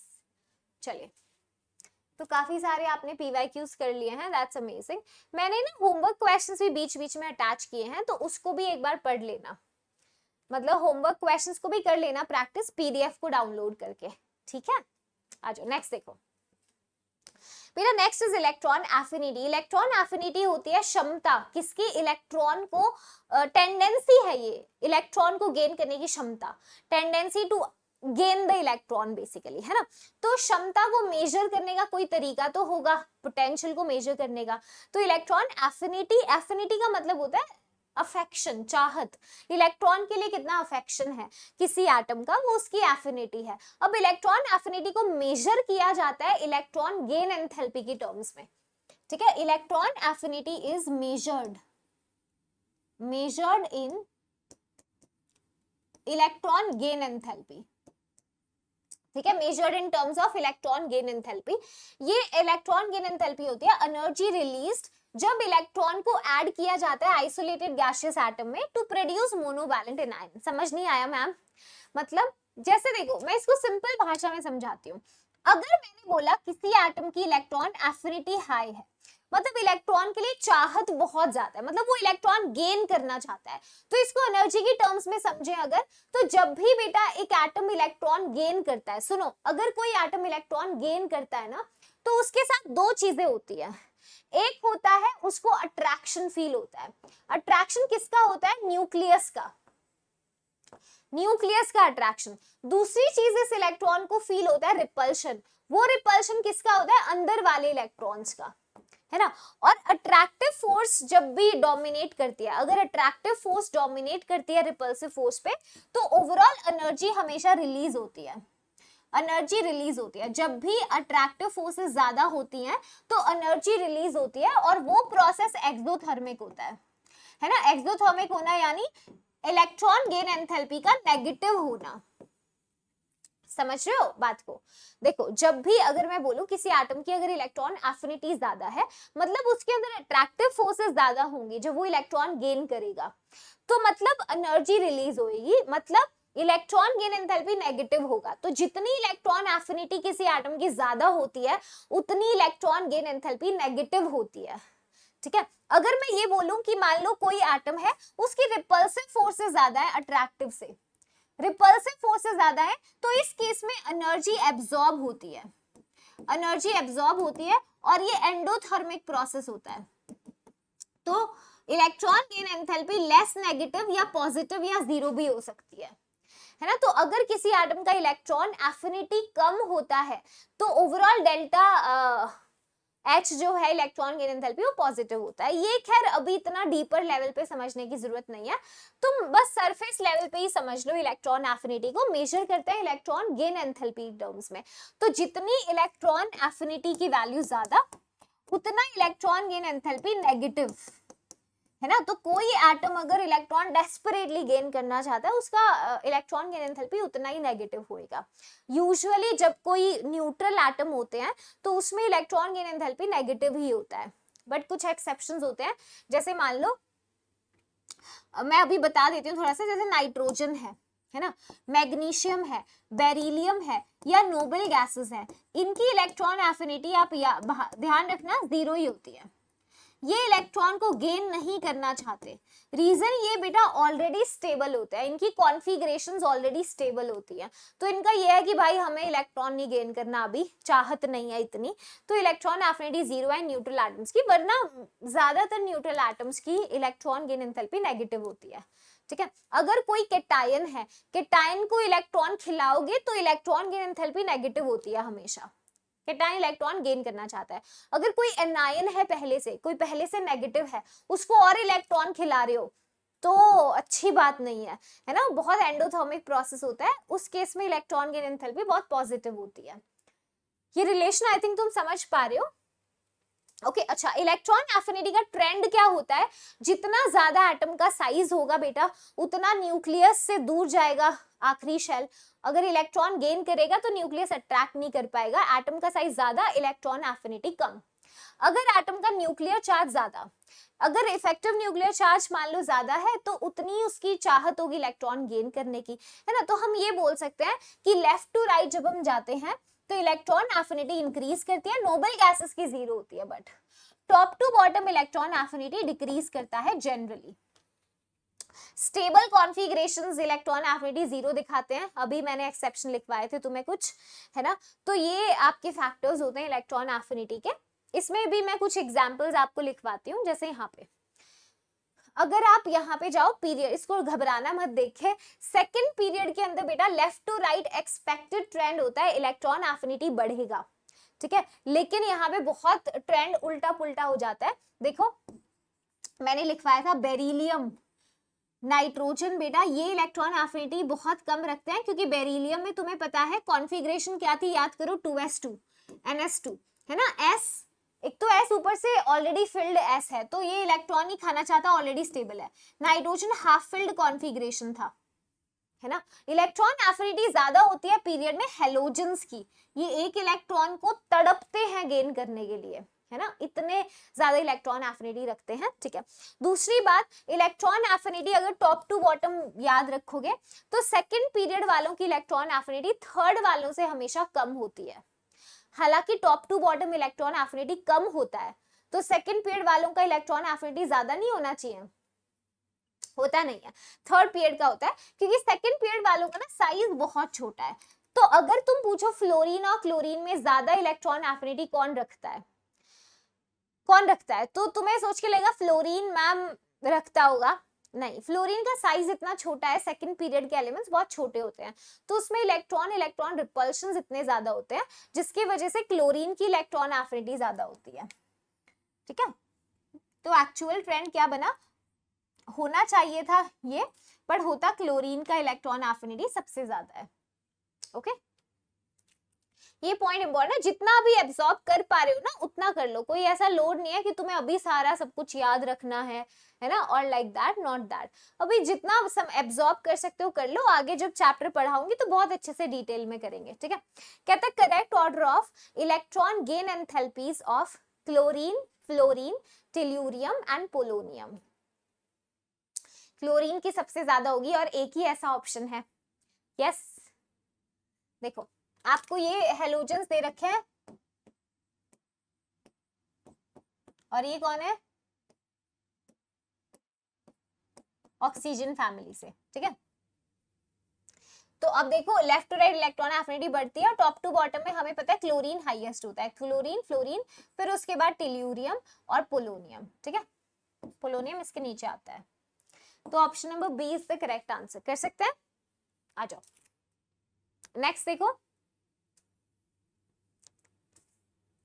नेक्स्ट प्रॉपर्टी बेटा इलेक्ट्रोनेगेटिविटी। इलेक्ट्रोनेगेटिविटी क्या होता है, अभी तक जो दो तुमने प्रॉपर्टीज पढ़ी है ये आइसोलेटेड गैसियस एटम की प्रॉपर्टी थी। इलेक्ट्रोनेगेटिविटी के अंदर क्या होता है, बॉन्डेड स्टेट में डिफाइन की जाती है, जैसे हाइड्रोजन और क्लोरीन में एक एक इलेक्ट्रॉन साझा हो रखा है ना, शेयर हो रखा है, लेकिन अगर तुम ध्यान से देखो जो इलेक्ट्रॉन होते हैं ना वो क्लोरीन की तरफ ज्यादा ओरिएंटेड होते हैं, क्योंकि इसकी टेंडेंसी इलेक्ट्रॉन खींचने की ज्यादा है, तो ये ज्यादा इलेक्ट्रोनेगेटिव है। तो ये क्या दिखाया मैंने, del negative, partial negative charge, इस पे पार्शियल पॉजिटिव चार्ज आ जाता है ना। तो ये जो इलेक्ट्रॉन क्लाउड है ना क्लोरीन की तरफ होता है ओरिएंटेड, तो इससे क्या होता है, बॉन्ड के अंदर पोलैरिटी डेवलप हो जाती है ना, और वो बॉन्ड में जितना जितना ज्यादा इलेक्ट्रोनेगेटिविटी का डिफरेंस होता है एटम्स के बीच में, उतना ही बॉन्ड में पोलैरिटी आ जाती है, पोलर नेचर आ जाता है, और जितनी पोलैरिटी होता है ना उतने बॉन्ड के अंदर आयोनिक कैरेक्टर्स भी आ जाते हैं, आयनिक कैरेक्टर्स भी आते हैं। आगे जाके हम इसको निकालना भी सीखेंगे है ना, आयनिक कैरेक्टर को, बट ये चीज होती है। तो electronegativity is tendency of atom in a compound to attract the shared pair of electron towards itself। तो जितना किसी एटम की ज्यादा है इलेक्ट्रोनेगेटिविटी, टेंडेंसी पुल करने की, उतना ही ज्यादा उस पे पार्शियल नेगेटिव चार्ज होगा, जितना इलेक्ट्रोनेगेटिव डिफरेंस होता है उतना बॉन्ड पोलर बनता है। अब तुम फैक्टर्स खुद समझ सकते हो, मान लो किसी एटम का साइज बहुत छोटा है, तो छोटा साइज मतलब न्यूक्लियस के करीब होगा, अगर साइज छोटा है तो इलेक्ट्रोनेगेटिविटी बहुत हाई होगी, है ना, तो साइज से इनवर्सली रिलेटेड है। ऐसे ही जेड इफेक्टिव सोचो, अगर इफेक्टिव न्यूक्लियर चार्ज ज्यादा है, न्यूक्लियस का अट्रैक्शन बैलेंस इलेक्ट्रॉन पे ज्यादा है, तो उस एटम की टेंडेंसी इलेक्ट्रॉन खींचने की उतनी ज्यादा होगी, है ना, तो जेड इफेक्टिव के डायरेक्टली प्रोपोर्शनल है। केटाइनिक स्पीशीज में अगर आप सेम एलिमेंट के केटाइन्स को कंपेयर करो, तो जितना पॉजिटिव चार्ज ज्यादा होगा उतना बेटा उसका जेड इफेक्टिव ज्यादा, A3 पॉजिटिव का जेड इफेक्टिव सबसे ज्यादा, है ना, तो उतनी उसकी इलेक्ट्रोनेगेटिविटी ज्यादा। तो अगर सेम एलिमेंट के केटाइन्स को कंपेयर करोगे तो जितना ज्यादा पॉजिटिव चार्ज होगा उतना इलेक्ट्रॉन खींचने की टेंडेंसी होगी। यस और नो? Yes, okay. चलो अब अगर जनरल ट्रेंड देखें तो लेफ्ट टू राइट जब हम जाते हैं, लेफ्ट टू राइट जब हम जाते हैं तो तुम्हें पता है क्या होता है, जेड इफेक्टिव बढ़ता है, तो इलेक्ट्रोनेगेटिविटी भी इंक्रीज होएगी, है ना, और top to bottom we know Z effective almost constant ही होता है, नंबर ऑफ शेल्स बढ़ते हैं तो एटम की इलेक्ट्रॉन पुल करने की टेंडेंसी कम होती है। जनरल ट्रेंड है, एक्सेप्शन जरूर आएंगी, हम सिलेबस में पढ़ेंगे अपने एक्चुअल चैप्टर में, है ना, क्योंकि ये ब्रिज कोर्स है, सिर्फ तो मैं पूरा पीरियोडिक टेबल तो उस लेवल पे नहीं पढ़ा सकती हूँ जो जेई के लिए पढ़ना है हमें, हाँ, बट ये जरूर है जो ब्रिज कोर्स के लिए जितना सफिशिएंट है वो इनफ है जेई के हिसाब से, है ना। इसके बाद हम 11th का चैप्टर पढ़ेंगे, क्लियर है ये वाली चीज? हाँ जी, तो ये जनरल ट्रेंड है। अच्छा, अब एनसीईआरटी के हिसाब से ना मैं कुछ वैल्यूज आपको दिखा रही हूँ इलेक्ट्रोनेगेटिविटी की, आप याद रखिएगा। ये पॉलिंग स्केल के बेसिस पे इलेक्ट्रोनेगेटिविटी की वैल्यूज हैं, अगर आप देखो, ठीक है, हेलोजेंस में तो सबसे ज्यादा इलेक्ट्रोनेगेटिव पूरे पीरियोडिक टेबल में फ्लोरीन है। देखो इलेक्ट्रोनेगेटिविटी की वैल्यू 4 है, क्लोरीन की कितनी है 3 है, ठीक है। फिर उसके बाद यहाँ पर आ जाओ, नाइट्रोजन की भी 3 है, ऑक्सीजन 3.5 है। तो ये पॉलिंग स्केल की वैल्यूज है। आपको बेसिक सा कुछ एलिमेंट्स का कंपैरिजन पता होना चाहिए। एटलीस्ट फ्लोरीन, ऑक्सीजन, नाइट्रोजन बहुत इलेक्ट्रोनेगेटिव है। फ्लोरीन 4 वैल्यू, ऑक्सीजन 3.5, नाइट्रोजन 3 है ना। तो हाइड्रोजन बॉन्डिंग भी करते हैं ये, तो इस वैल्यूज को एक बार देख लेना, ठीक है। चलो नेक्स्ट देखो, nature of oxides. Nature of oxides अगली प्रॉपर्टी है। तो नेचर ऑफ ऑक्साइड्स में क्या होता है बेटा, जैसे आप इसको समझो, देखो लेफ्ट टू राइट जैसे ही हम पीरियोडिक टेबल में जा रहे हैं, हमने अभी पढ़ा था साइज इंक्रीज होता है, नहीं डिक्रीज होता है ना, इफेक्टिव न्यूक्लियर चार्ज इंक्रीज होता है, सॉरी इसको, हाँ लेफ्ट टू राइट बेटा जेड इफेक्टिव बढ़ने से साइज एटम का कम हो रहा था, है ना, साइज कम हो रहा था। और तुम एक बात बताओ, अगर एटम का इफेक्टिव न्यूक्लियर चार्ज इंक्रीज करता है तो मतलब न्यूक्लियस वैलेंस इलेक्ट्रॉन को बहुत टाइटली खींच रहा है। अगर इफेक्टिव न्यूक्लियर चार्ज ज्यादा है तो न्यूक्लियस ने वैलेंस इलेक्ट्रॉन को टाइट से पकड़ा है, तो ऐसे केस में इलेक्ट्रॉन लूज करना मुश्किल हो जाएगा, मतलब मेटालिक कैरेक्टर कम हो जाएगा। यस, तो लेफ्ट टू राइट जाने पे ना मेटालिक कैरेक्टर डिक्रीज करता है। मेटालिक कैरेक्टर, मेटल्स कौन होते हैं, जो इलेक्ट्रॉन लूज कर देते हैं आराम से, है ना। Left to right Z effective बढ़ रहा है तो इलेक्ट्रॉन लूज करना मुश्किल हो जाएगा, यस और नो। तो मेटालिक कैरेक्टर उस केस में क्या हो जाता है, कम हो जाता है, राइट, वी नो दैट। और मेटल्स बनाते हैं बेसिक ऑक्साइड्स। मेटल्स जनरली देखो, मेटल्स जनरली बेसिक ऑक्साइड्स बनाते हैं, तो मतलब tendency to form basic oxide decrease करेगी, यस और नो। यही रीजन है, तुम्हें बेसिक ऑक्साइड्स देखो यहाँ मिलते हैं लेफ्ट हैंड साइड, इधर की तरफ नॉन मेटल्स एसिडिक ऑक्साइड्स बनाने लग जाते हैं, ठीक है। या इसको ऐसे भी समझ लो, मेटालिक कैरेक्टर कम होना मतलब नॉन मेटालिक कैरेक्टर इंक्रीज करेगा। और नॉन मेटल्स बनाते हैं एसिडिक ऑक्साइड, मतलब tendency to make acidic oxide increase करेगी, इसीलिए नॉन मेटल्स की तरफ एसिडिक ऑक्साइड्स होते हैं। Top to bottom metallic character बढ़ता है, top to bottom metallic character बढ़ता है तो tendency to make basic oxides increases, और बेसिक स्ट्रेंथ भी ऑक्साइड की बढ़ती है, ठीक है। तो अगर आप देखो कुछ, अगर हम बेसिक ऑक्साइड देखें, इधर देखो sodium, potassium, rubidium basic oxides बनाते हैं, है ना। नॉन मेटल्स आपके जैसे क्लोरीन का है ना, ये एसिडिक ऑक्साइड है। अच्छा, दो ऑक्साइड्स ध्यान रखना है, एक न्यूट्रल ऑक्साइड्स। न्यूट्रल ऑक्साइड्स वो जो ना एसिड से रिएक्ट करते हैं ना बेस से। कार्बन मोनोऑक्साइड, नाइट्रोजन के दो ऑक्साइड्स NO और N2O याद रखने हैं, न्यूट्रल होते हैं, ठीक है। एम्फोटेरिक ऑक्साइड की लिस्ट में अभी तुम्हें दे रही हूँ ट्रिक के साथ। एम्फोटेरिक ऑक्साइड बेटा याद होने चाहिए, जो एसिड और बेस दोनों से ही रिएक्ट कर सकते हैं, ये ट्रिक है। और हिंदी में मैंने ट्रिक बकायदा लिख दी है, तुम इससे याद रख सकते हो, ठीक है। बैंगन आलू गाजर वाली। तो इसमें देखो जरा, बेरिलियम का ऑक्साइड, एल्यूमिनियम Al2O3, गैलियम का कौन सा ऑक्साइड है, बस इतना मत याद रखना क्रोमियम ऑक्साइड है तो बेसिक, क्रोमियम ऑक्साइड तो एम्फोटेरिक, ऐसे नहीं याद रखना। क्रोमियम भी बेटा बहुत सारे ऑक्साइड्स बनाता है, तो कौन से वाला ऑक्साइड है ना, ये ध्यान रखना है। तो इनको याद रखना है, इस ट्रिक से ध्यान में रख सकते हो। एक और ट्रिक होती है इसकी, जो वो होती है, जाना बयाली पंजाबी इंग्लिश सॉन्ग्स गाया करो करके, जिसने वो याद करी है, कहीं पढ़ी है, तो आप उससे याद रख सकते हो। तो पॉइंट इज याद होने चाहिए, एम्फोटेरिक ऑक्साइड्स एसिड और बेस दोनों से रिएक्ट कर सकते हैं, ठीक है। तो नेचर ऑफ ऑक्साइड्स देखो, तो ये मैं बता चुकी हूँ already. Top to bottom metallic nature बढ़ता है, बेसिक ऑक्साइड की टेंडेंसी बढ़ती है, बेसिक नेचर भी बढ़ता है ना, ये मैंने बता दिया, मेटालिक नॉन मेटालिक। अब कुछ क्वेश्चंस देख लो, दो तीन। आओ जरा ये सवाल देखो, क्वेश्चन देखो, कहता है given below are the oxides, number of amphoteric oxides are. तो अभी जो ट्रिक दी है, अगर वो ध्यान से देखी है तुमने, तो एम्फोटेरिक ऑक्साइड्स आप इसका आंसर कर सकते हैं। यस, एम्फोटेरिक ऑक्साइड बेटा, सोडियम ऑक्साइड बेसिक है, आर्सेनिक का ऑक्साइड एम्फोटेरिक है, ये कैसा है, न्यूट्रल न्यूट्रल, ये एसिडिक, ये एसिडिक है, ये न्यूट्रल न्यूट्रल, ये भाई बेसिक है, ये एम्फोटेरिक है, ठीक है। ए से एम्फोटेरिक नहीं, एसिडिक है ये, ठीक है। तो एक ही था, दैट इज As2O3 आर्सेनिक का ऑक्साइड, ओके। नेक्स्ट देखो, कहता है choose the correct answer from the options given below, सही आंसर को चूज करिएगा, मैच द फॉलोइंग।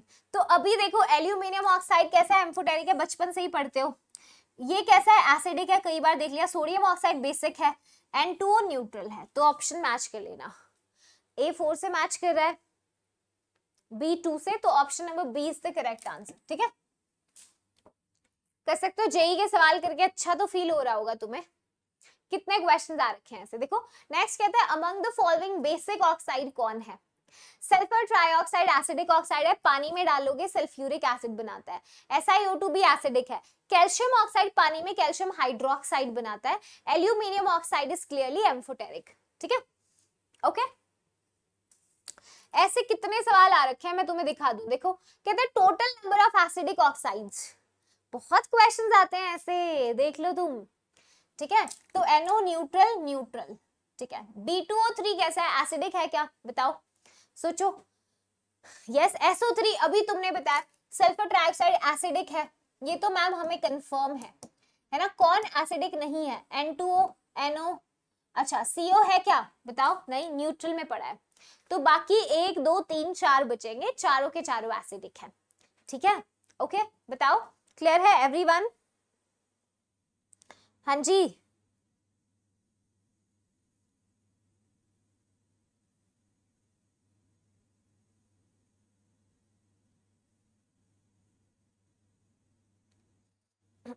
आगे चले। नेक्स्ट क्वेश्चन आ जाओ। तो 4 इसका आंसर हो जाएगा, ये 4 आपको दिख गए, न्यूट्रल आपने हटा दिए। नेक्स्ट क्वेश्चन कहता है elements with atomic number 36 belongs to which block? तो मैंने आइडेंटिफाई करना बताया था।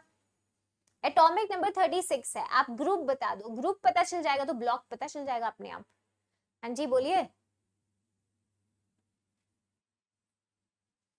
अरे ये तो पता चल गया तुम्हें। अरे मैम, ये तो कौन है, हीना नेहा, हीना नेहा और कैटरीना, याद करो। 36 वाला तो क्रिप्टॉन है, नोबल गैस है, पी ब्लॉक के अंदर लाई करेगा। ठीक है, बता सकते हो।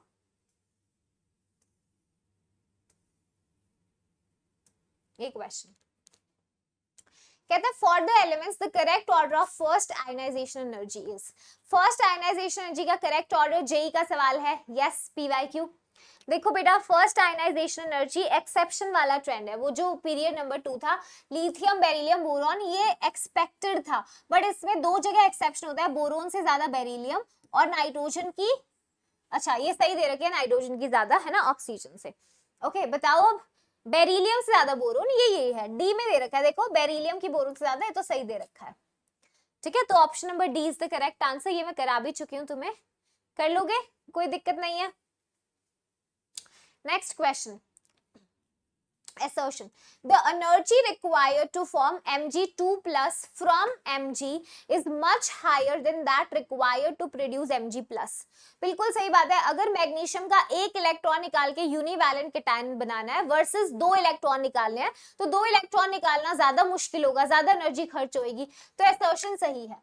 फिर कहता है मैग्नीशियम छोटा है, कैरी मोर चार्ज, ये भी बिल्कुल सही है, एक्सप्लेनेशन भी सही है बेटा, क्योंकि मैग्नीशियम 2+ में क्लियरली एक और इलेक्ट्रॉन निकालना है, Z इफेक्टिव और ज्यादा हो जाएगा, है ना, तो मुश्किल होगा, तो दोनों ही सही है, एक्सप्लेनेशन भी सही है। ठीक है, पुराने क्वेश्चंस नहीं है, रिसेंट ही आए हुए हैं ये वाले क्वेश्चंस, तो आप आराम से बता भी सकते हो। ये देखो, अच्छा क्वेश्चन है, कहते हैं group 13 elements react with oxygen in amorphous form to sorry to form oxides of the type M2O3 which among the following is the most basic oxide। Group 13 में मोस्ट बेसिक, तुम्हें पता है top to bottom metallic character बढ़ता है, तो basic oxide का nature भी increase करता है, तो बैंगन आलू गाजर इन थैला इंक्रीज हो जाएगा बेसिक ऑक्साइड का स्ट्रेंथ, बोलो।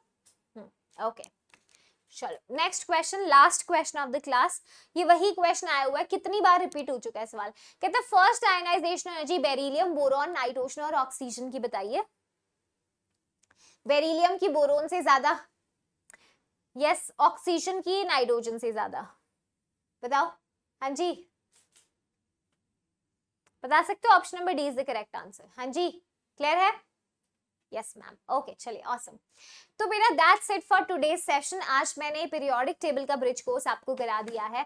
आई होप सेशन आपको बहुत इंटरेस्टिंग लगा होगा, इजी भी लगा होगा, एंड ट्रस्ट मी हमने बहुत बेसिक लेवल का पढ़ा है, ठीक है। तो इस बार एक बार इस सेशन को पूरा वॉच आउट करना, and you guys can join us on HP Gurukul, जहां पे हम जेई का पूरा फुली फ्लेजेड सिलेबस अभी स्टार्ट कर देंगे, ठीक है, right after the bridge course. तो आप अगर टाइम पे क्लास 11th में एवरीथिंग यू विल डू कायदे से, है ना, स्टेप बाय स्टेप, तो बिल्कुल आगे दिक्कत नहीं होगी, ट्रस्ट मी ऑन दैट, ठीक है।